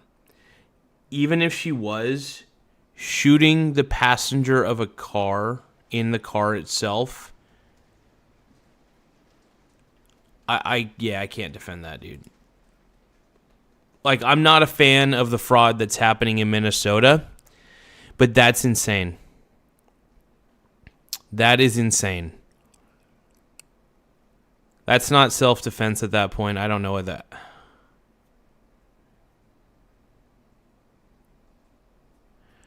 Yeah. Yeah, I'm not a fan... Look, I haven't been a fan of the way the ICE has been used. I think they should only be allowed to have stun weaponry, and that's about it. No lethal weaponry should be given to ICE. This is a pure prime example.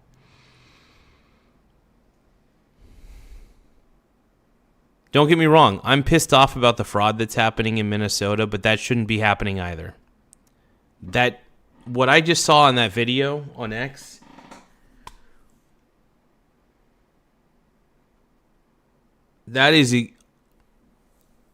that's uncalled for. I mean, if there's a different angle showing that she was trying to run over the person, okay, then maybe. Even then, even if she's trying to run you over, dodge the car. Maybe, how about this? Maybe shoot the tires. If you're going to shoot at anything, shoot the tires.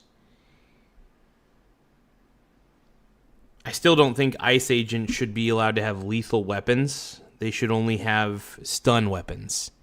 And that's it. Like rubber bullets sort of thing. I mean, that video was pretty damning, man. That video was extremely damning. I'm having a hard time wanting to justify that, man.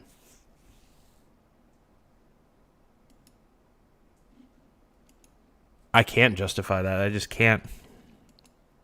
That's just too messed up, man.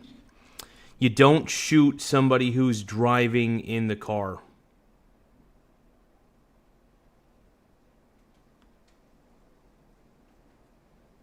It's about as wrong can get, man.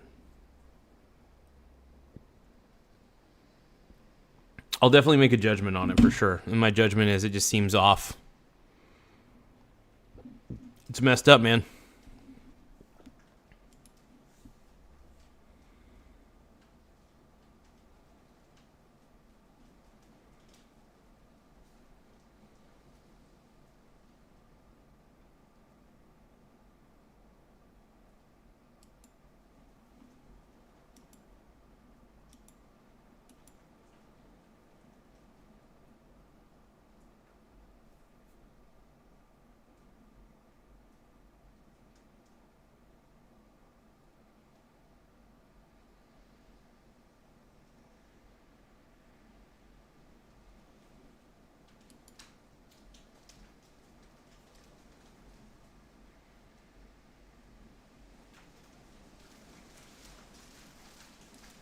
It is hailing very hard right now. Holy crap.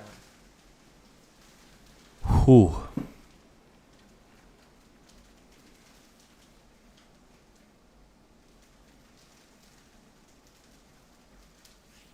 Some thunderstorms happening a little earlier. Lightning strikes. Closest one I think was about 6 miles away.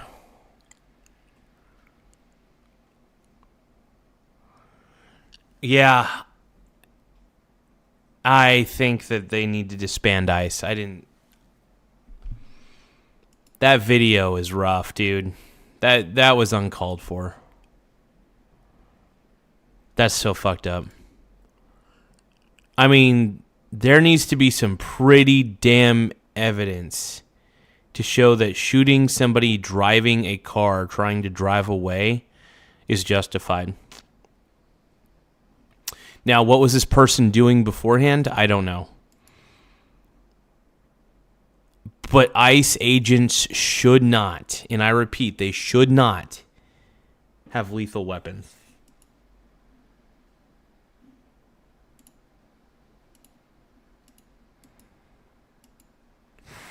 That's insane.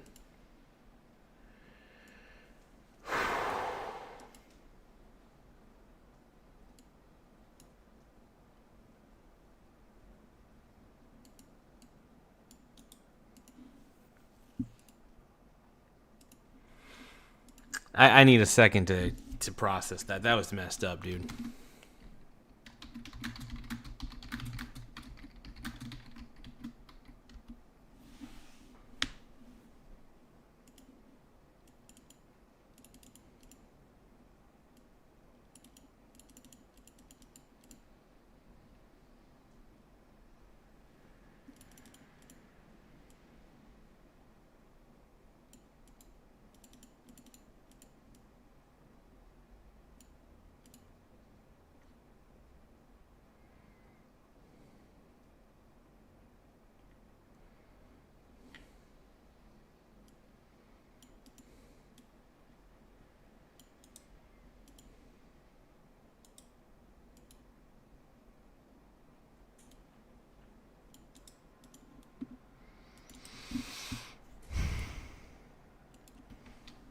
Yeah, just go on x.com and look up ICE. You'll find it.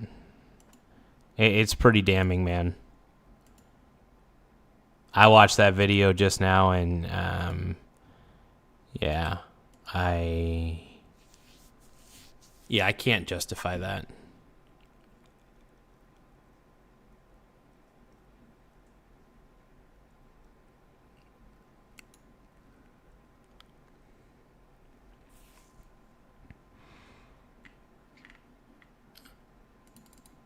I don't know, man. I'm having trouble justifying what I saw there, though.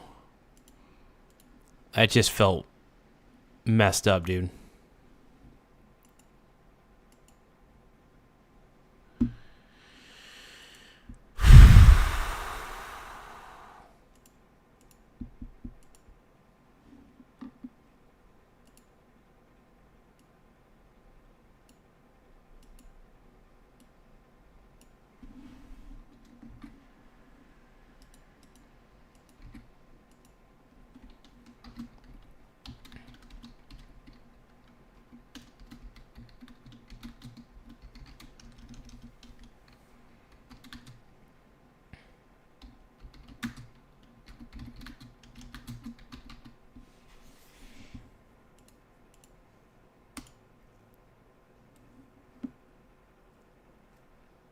I got a poll going. Tap subscribe. Don't miss the next stream.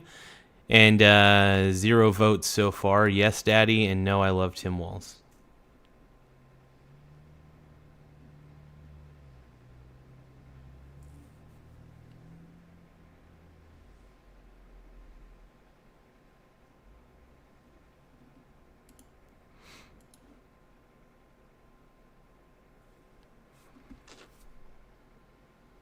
Yeah, I mean, definitely we need more angles on it, but come on, man. If somebody's driving like that, I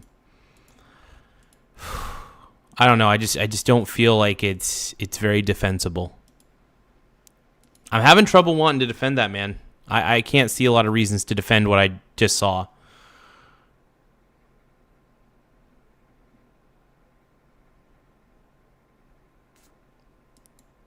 Was it a good idea for her to drive away? Probably not, because ICE agents are extremely unpredictable. I'm not saying, by the way, that ICE agents are in the right here. I do believe that a lot of ICE agents are using methods of terror. I'm not a fan of it. And, yeah. It's ridiculous, man.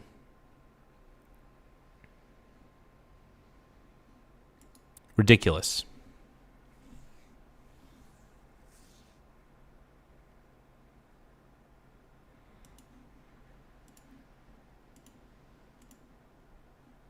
I'm kind of in shock at what I watched, man. That was crazy.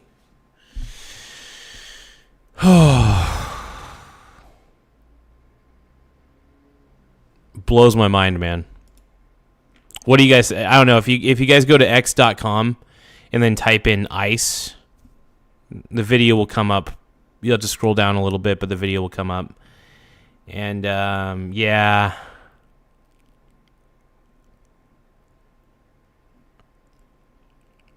And also, the ICE agent was stupid for trying to shoot at somebody who was driving away. It's just dumb.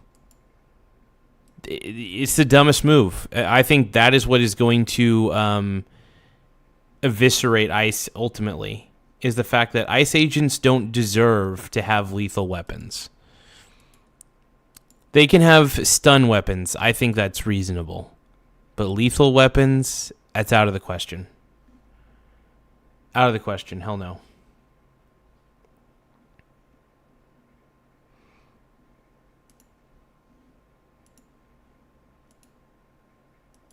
Yeah.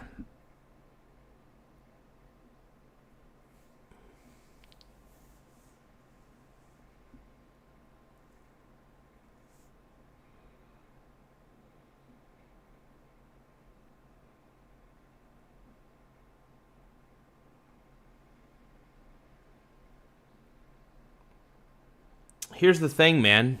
If you don't want this person to get away,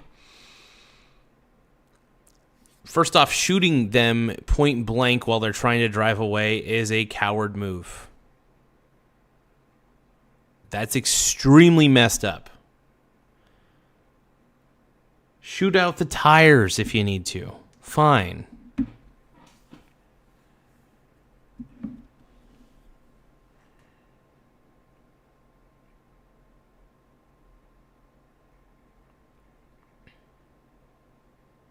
Yeah, I say dismantle ICE at this point. I'm not a fan of all the illegal immigration that's happening, but you either disband ICE or give them stun weapons. It's either or.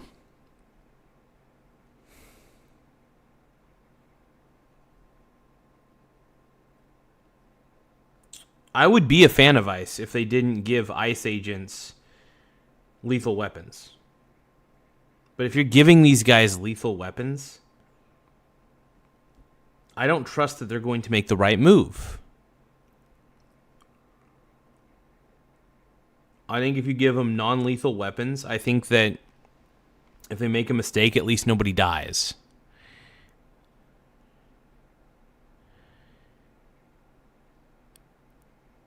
Yeah, okay. How about this? I'll look at the other videos. How's that sound? We'll take a look. I still think this is a bad move. This is crazy, man. Let's take a look.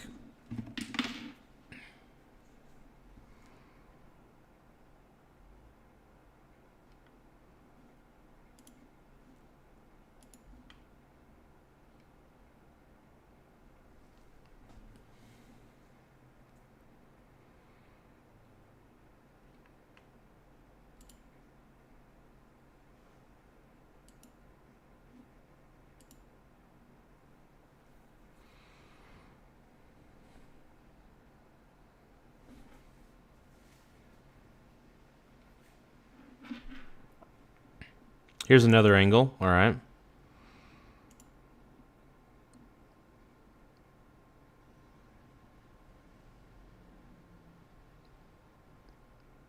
All right, what's going on in this angle?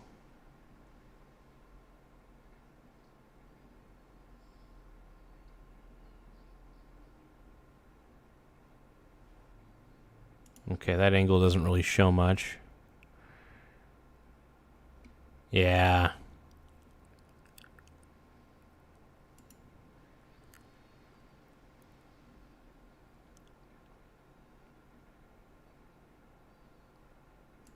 Okay, she was trying to run him over a little bit, but that's still messed up. You don't shoot that's just...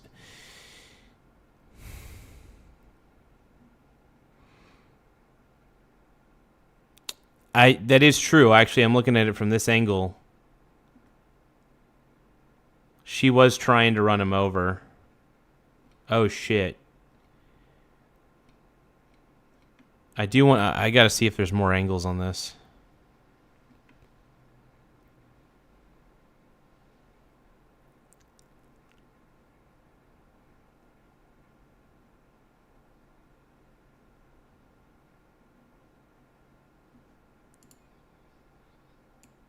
Let's see what these people are saying.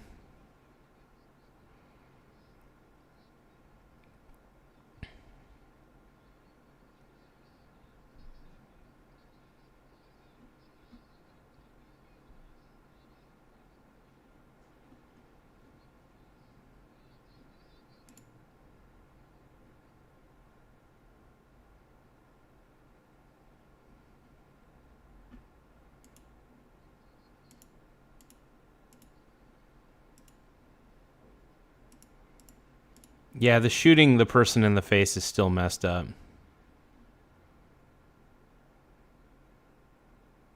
Oh, wait a minute. There is a different angle.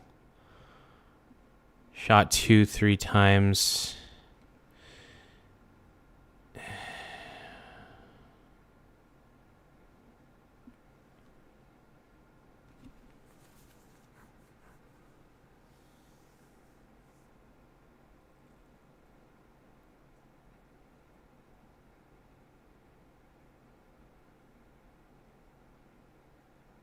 So it appears the officer was able to try to get out of the way, I guess. Oh, she was trying to run him over. Oh. Yeah. I don't know. This is tough. Let's see. Just sign it.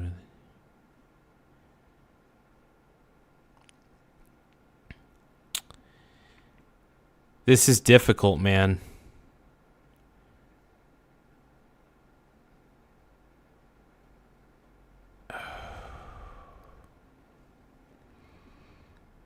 All right, let's take a look here.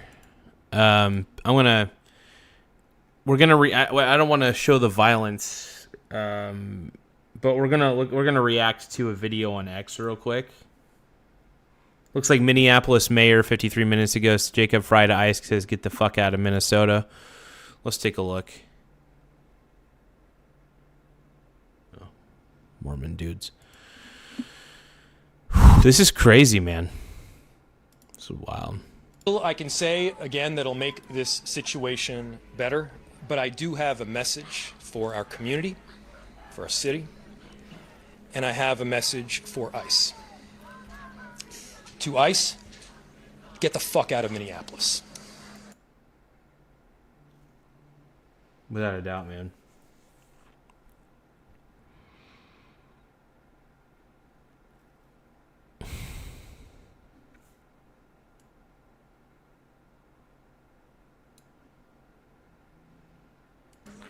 We do not want you here. Your stated reason for being in this city is to create some kind of safety, and you are doing exactly the opposite. People are being hurt. Families are being ripped apart. Long-term Minneapolis residents that have contributed so greatly to our city, to our culture, to our economy are being terrorized, and now somebody is dead. That's on you. And it's also on you to leave. It's on you to make sure that further damage, further loss of life and injury is not done.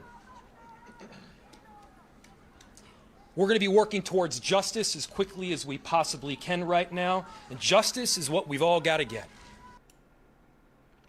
Yeah, I mean, I'm not going to lie. This whole situation's pretty messed up, bro.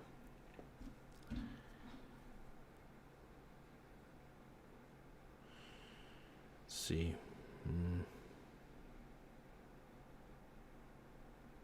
Crazy.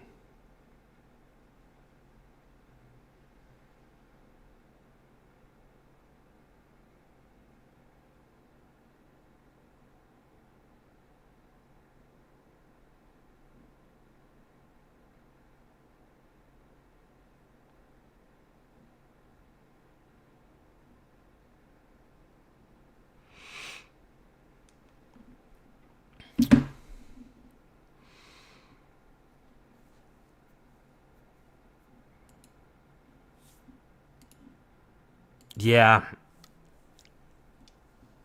I'm not going to lie. What I just saw was insane. Even if that person's trying to run you over with a car, shooting them in the face is not the result. I'm sorry. ICE is a little too trigger happy, and that's pissing me off a little bit. Quite a bit, to be honest.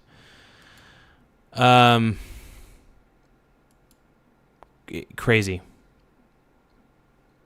Crazy.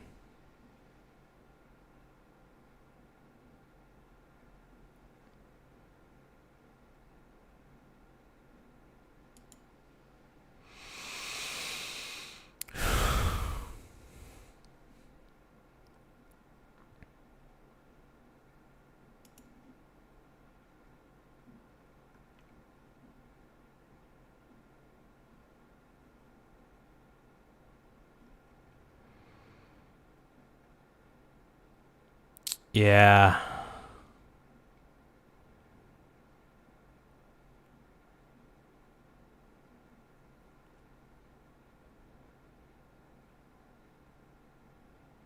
So we have people saying this is attempted murder. All right, let's take a look here.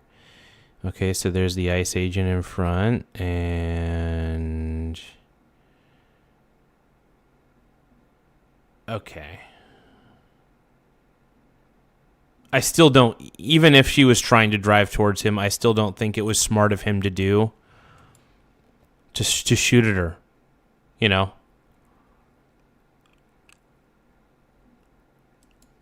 I don't know how to feel about this, man. I don't know who's in the right or the wrong, man.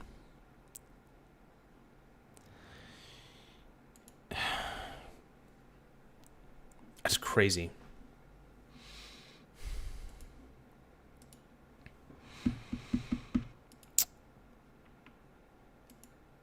I'm pretty disturbed by this, man.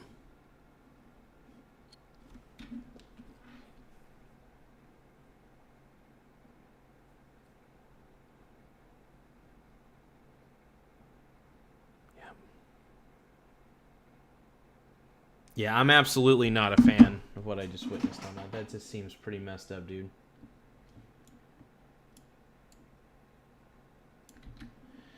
Yeah. Here's the thing. I think ICE does not deserve to have lethal weaponry. They just don't. It just seems like a bad idea. I'm not a fan at this point of ICE. I can't get behind that, dude.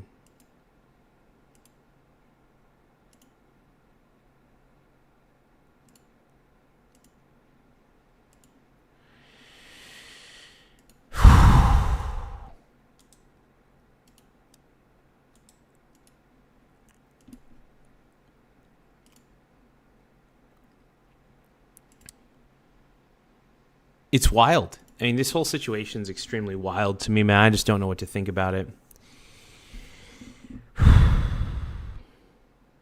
ICE agents should not have lethal weaponry. Yeah.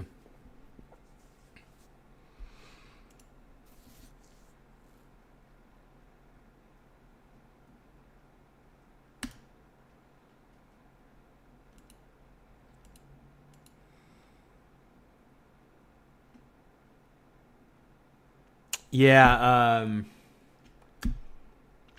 it's pretty damning, man. Normally, I'm for ICE for the most part. I don't think ICE deserves lethal weapons. I think they deserve stun weapons.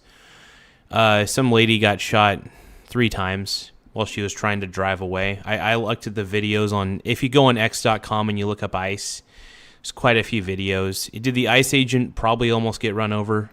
It looked like it to some degree. I think him shooting at her 3 times is excessive.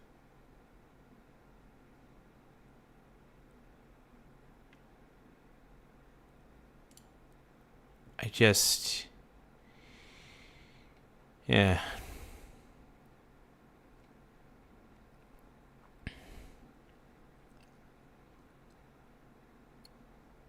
I mean, this is crazy, man.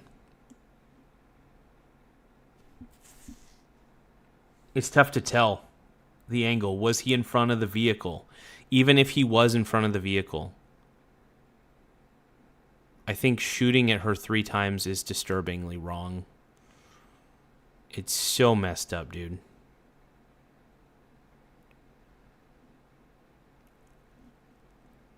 Yeah, yeah, this is messed up, man. I'm looking at more of this. And this just feels wrong, dude. Stun weapons, rubber bullets, taser guns. I mean, there's plenty of great... there are so many advancements in stun weaponry nowadays. You don't have to kill these people.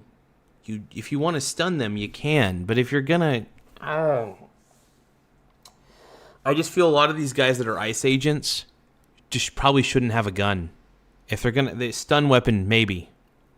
But not a full-out gun. That just feels weird. Oh, yeah. YouTube will probably block your comments, unfortunately, Tylord, which sucks. YouTube is very Nazi-esque when it comes to certain opinions, sadly. That's just the way it is.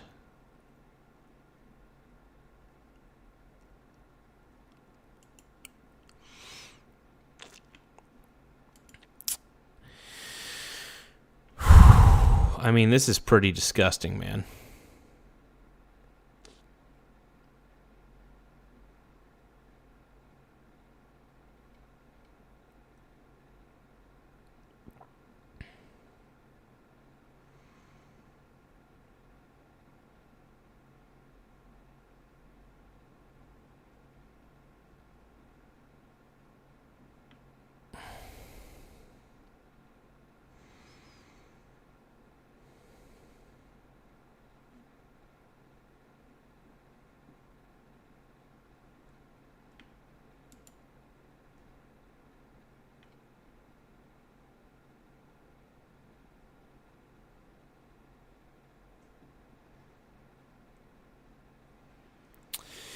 Yeah. ICE needs to get out of there.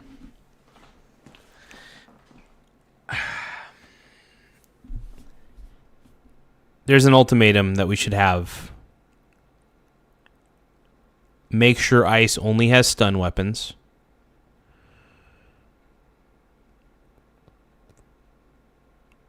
Or they disband completely. No ICE officer deserves stun. No ICE officer deserves lethal weapons. Nope. Stun weapons or disband.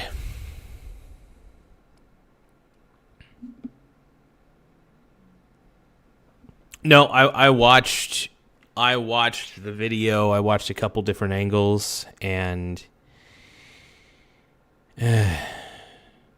it's pretty damning.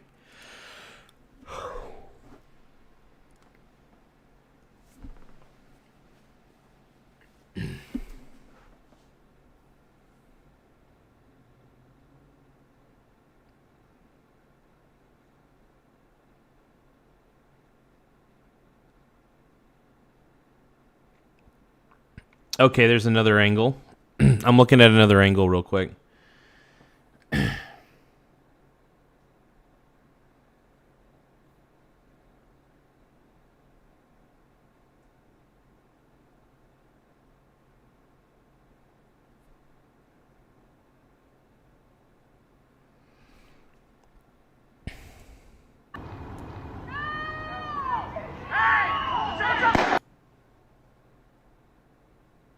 Hold on, let's look at this angle one more time. Oh, okay. Oh, that is a damning angle.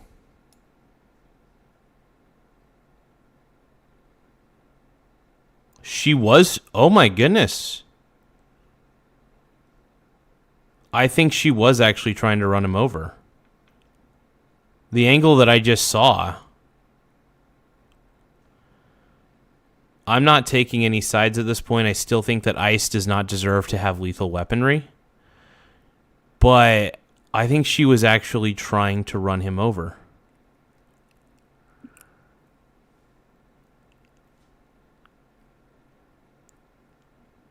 The car was used as a weapon. Oh, wow. I don't know what to think anymore. First off, I still don't think that he should have shot her point blank like that. I really don't. I think that was wrong. ICE does not deserve to have lethal weapons, only stun weapons. Yeah, I'm starting to feel a little differently than I did before. Yeah, she was using it looks like she was using the car as a weapon. I still don't think they should have shot her 3 times while she was driving off. I feel like that's just not good. But, oh man.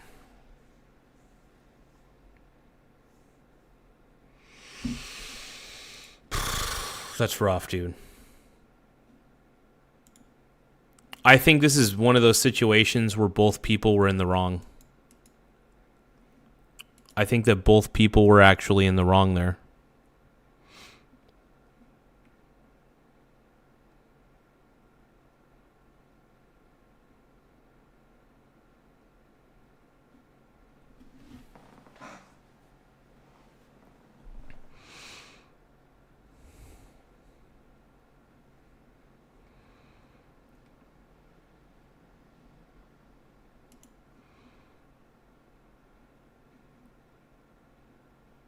Yeah, I still think that... I still think what the ICE agent did is also wrong. Was the woman in the wrong for trying to run the dude over? Yes. Was the ICE agent wrong for shooting her afterwards the way he did? Yes. I think both are wrong at this point. Is the ICE agent more in the wrong? Yes.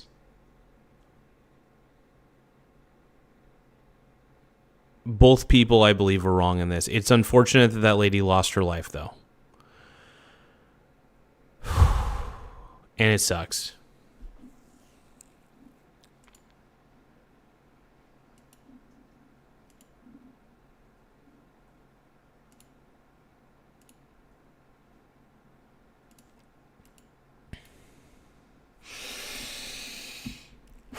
That's disturbing, man.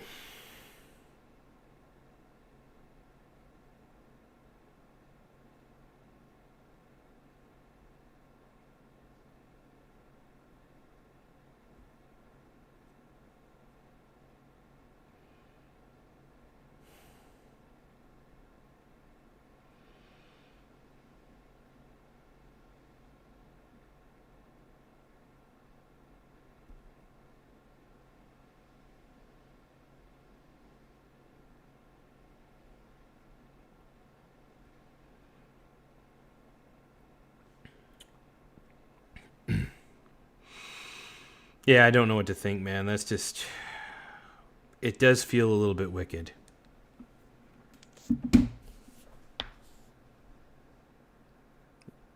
Yeah. Shooting a lady 3 times point blank, that just feels wrong.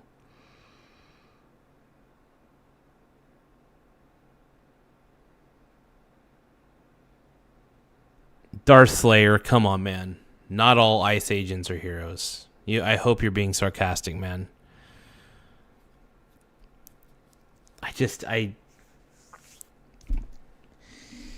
It's such a disturbing video, man. Ugh.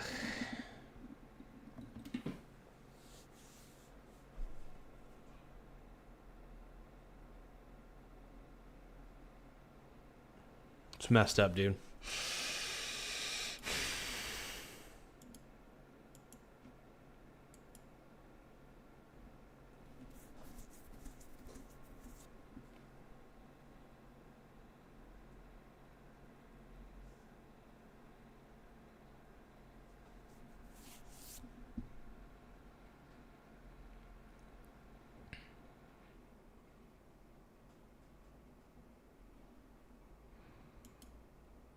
I don't know anymore at this point, man.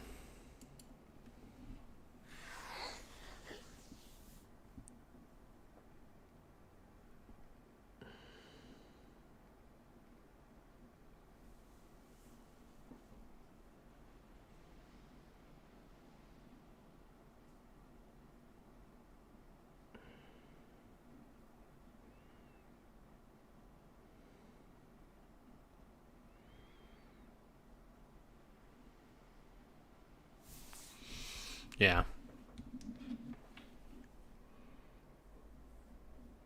Like I said, I'm speechless, you guys. I'm speechless. I got nothing to say. I'll just read the comments at this point.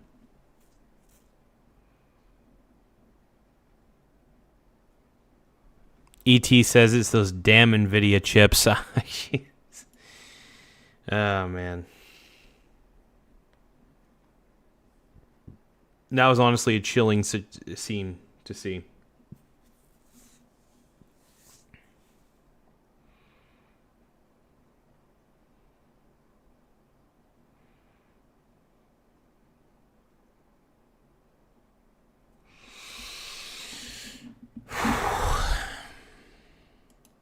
I don't know, man.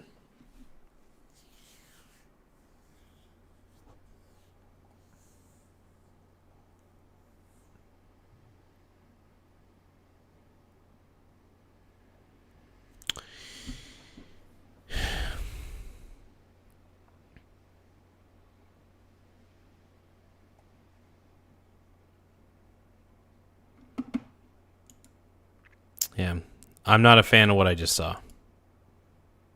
Do I think the lady was in the wrong in the driver's seat? Sure, she was. It looked like she was trying to run him over, but at the same time, he did not need to shoot her 3 times. Come on, man.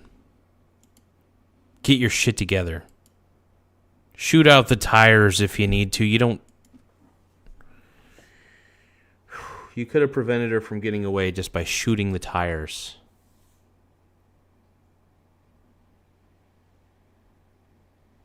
That's all you need to do. Shoot the tires, not the person. Did she use the car as a weapon? One of the angles looked pretty damning, like she did. But that still doesn't justify shooting her square in the face. I'm not for that, man.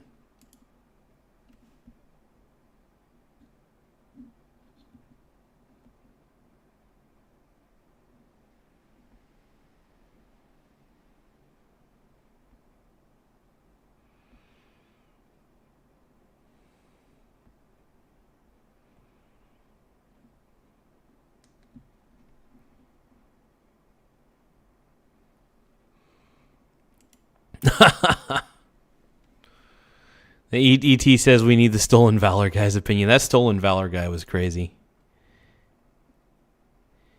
I'll tell you what, you guys. I'm going to let you guys talk amongst yourselves. I'm going to prepare a meal for myself real quick.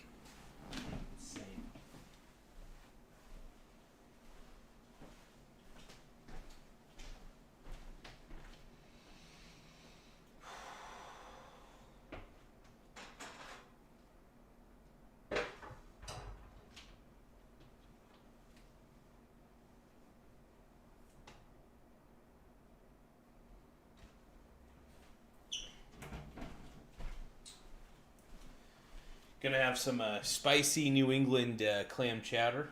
Boom. So, making the good stuff.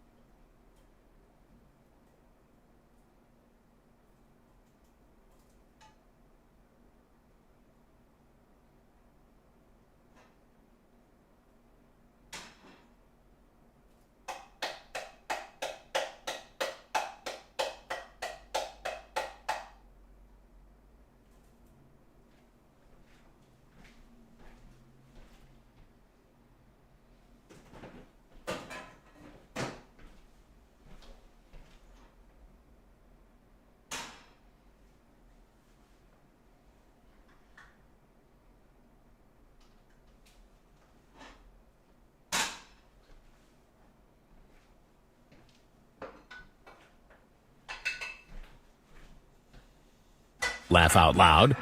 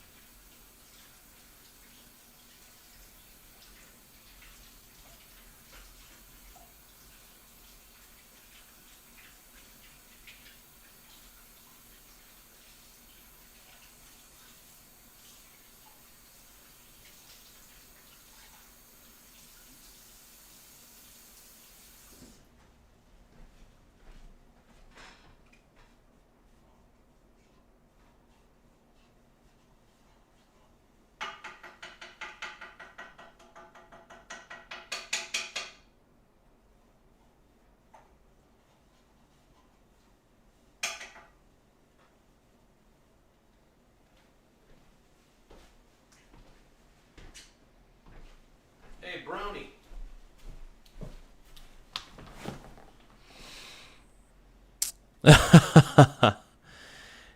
Hey, dude, my boy Tyler renewed his channel membership. Heck yeah. Thank you, Tyler. I appreciate it, Brony brother. Yeah, it looks like I was doing my dishes, I swear. I'm sorry that your comments keep getting blocked, Tyler. I don't understand, man. YouTube is weird, man. But yeah, I'm not... Here's the thing. I think ICE should not have lethal weapons. No way. After seeing that video, man, strip them away of their guns at that point. ICE should not have lethal weapons. Just stun weapons. That's it. That's all they should be allowed to have at this point.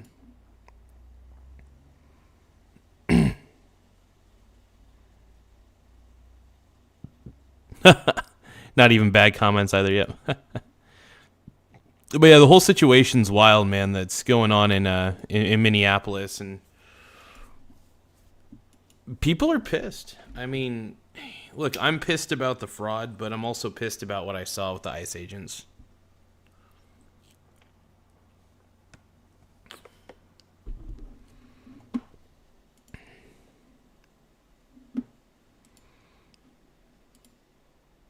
Government's rife with fraud, man.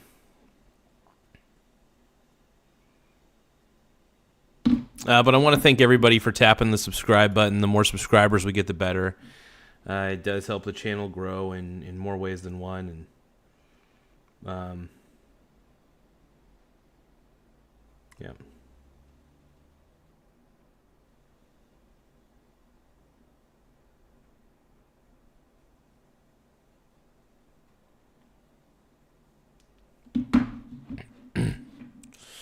Yeah.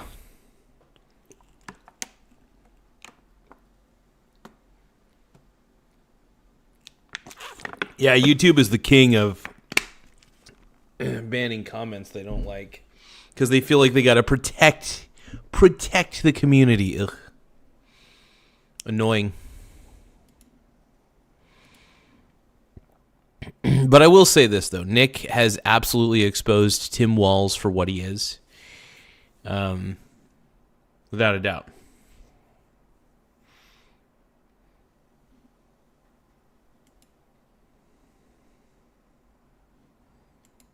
Oh, that'd be great, man. That'd be fabulous. But I do want to thank everybody who subscribed. We're currently at 6,621 subscribers. We're really upping the subscriber count. So if you're not subscribed already, make sure you tap the subscribe button. It really does help the channel grow. Yeah, dude, this shit's crazy what's happening in Minnesota, man. Not only with the fraud, but with the ICE agent situation that happened a little bit ago. Probably no more than an hour or two ago. It's crazy. It's crazy.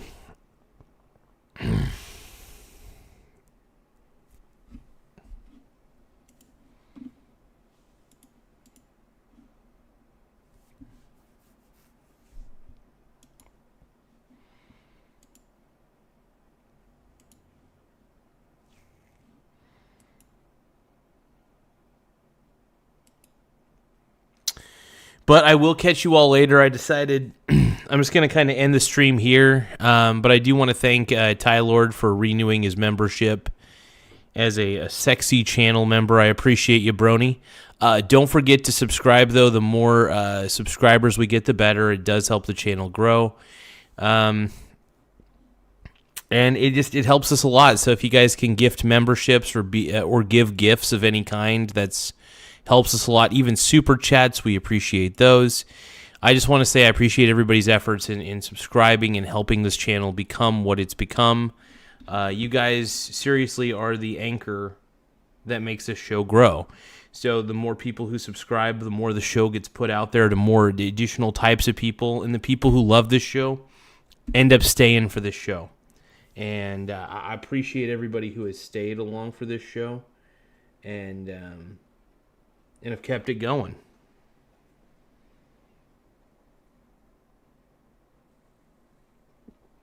You guys keep this ship afloat, man. So thank you guys. ET is wondering, is asking for me to show my tits. Okay, well. Thank you, ET. I appreciate it, my brony brother.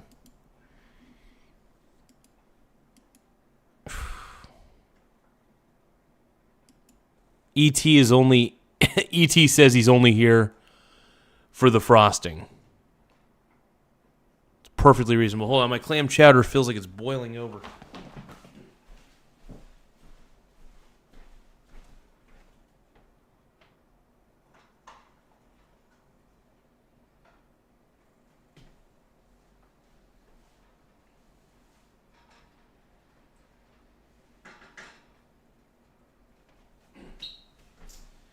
Give me 1 second.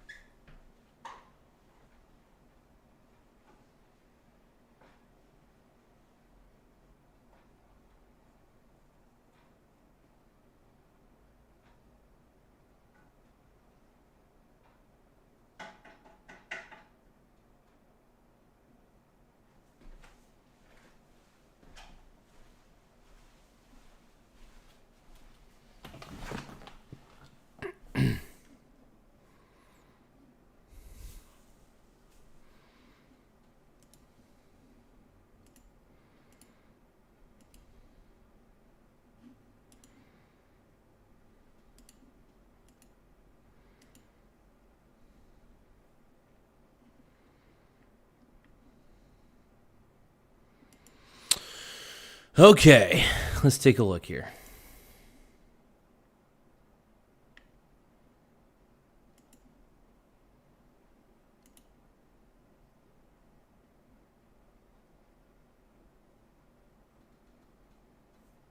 Da da da da da da da da.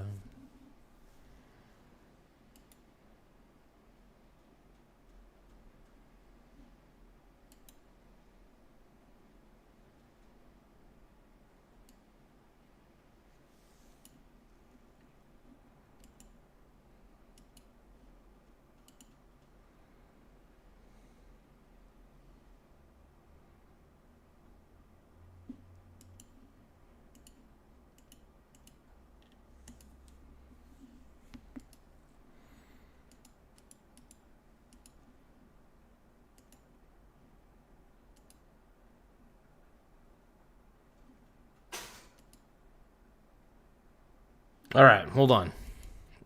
I'm going to eat in front of you guys for a second.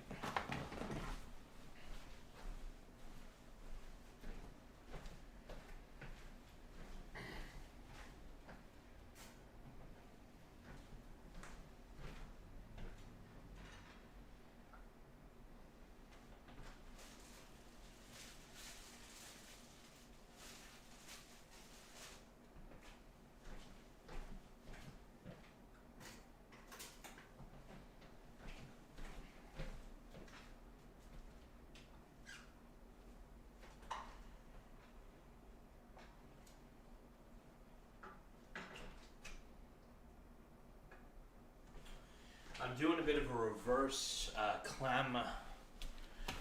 reverse clam chowder bowl.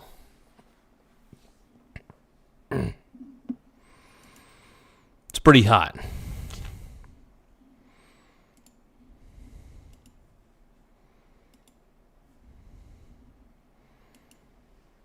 Doing the reverse, man.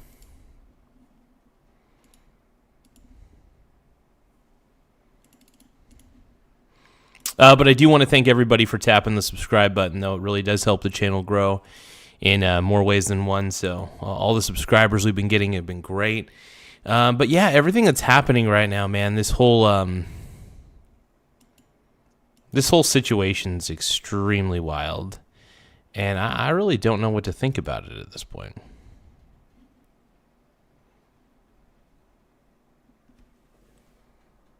Okay, 90. All right.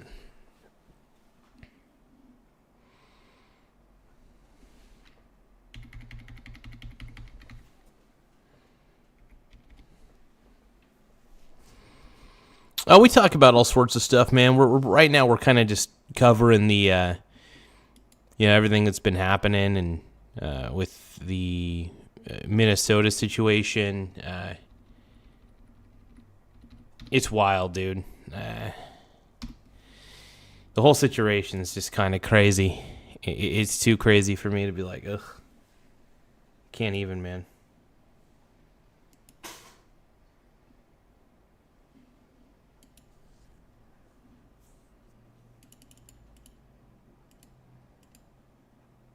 All right, I'm going to eat some clam chowder in front of you guys. One moment.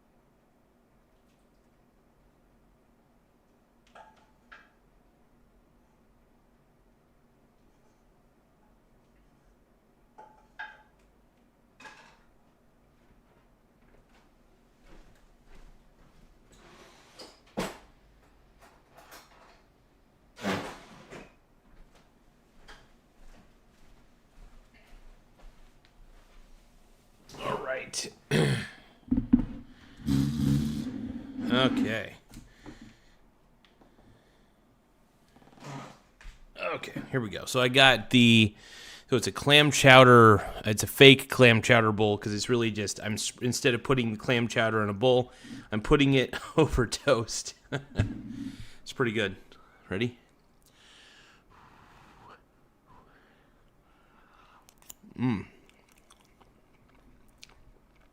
Okay, that's really good. So it's spicy New England clam chowder. May my butthole forgive me.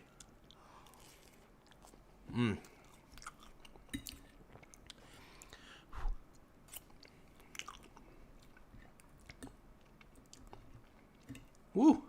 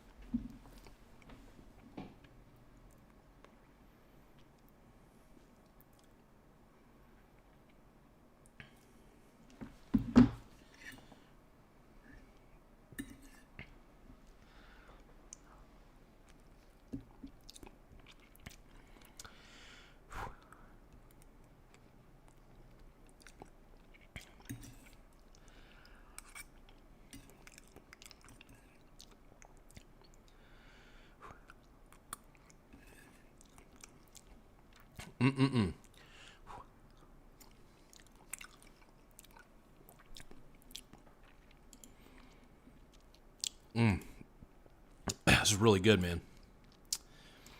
I will say the spiciness of this New England clam chowder is pretty amazing. Really, really crazy, though. It really hits. It hits the tits. Let's go. I ain't eating pudding. No, I'm eating New England clam chowder. It's Progresso.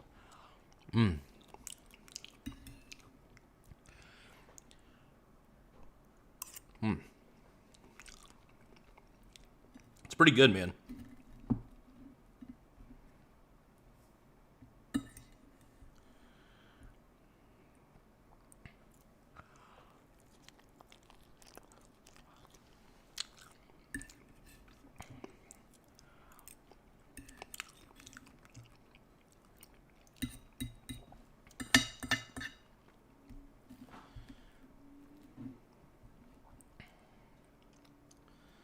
Oh, there we go.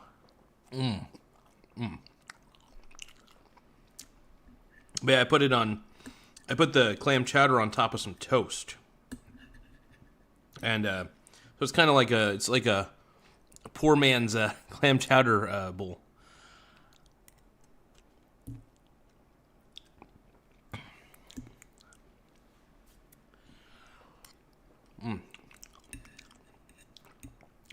That's pretty amazing.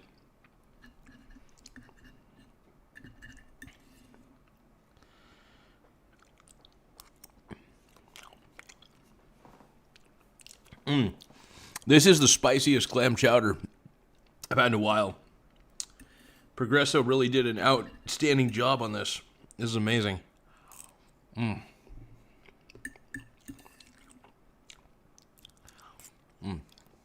Yep.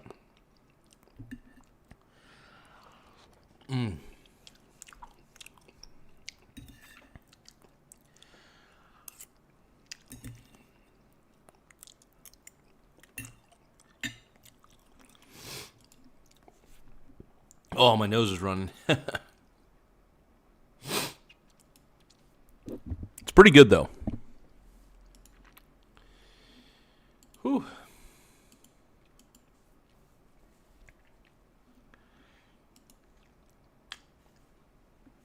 Solid.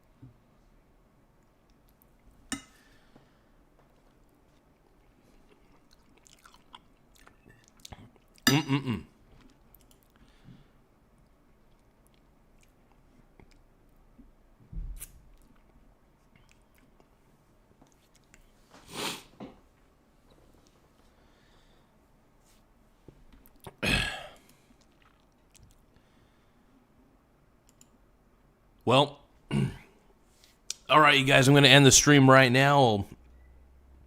I'll stream a little bit later, but I do hope you guys have an incredible day, and thank you guys for tuning in. I greatly appreciate it. The amount of people we've had tuning in has been incredible. If you guys want to check out more of the stuff, just tap the subscribe button. Subscribing helps. We really appreciate all the subscribes, all the likes. It helps the channel grow a lot in a lot of ways. But have an incredible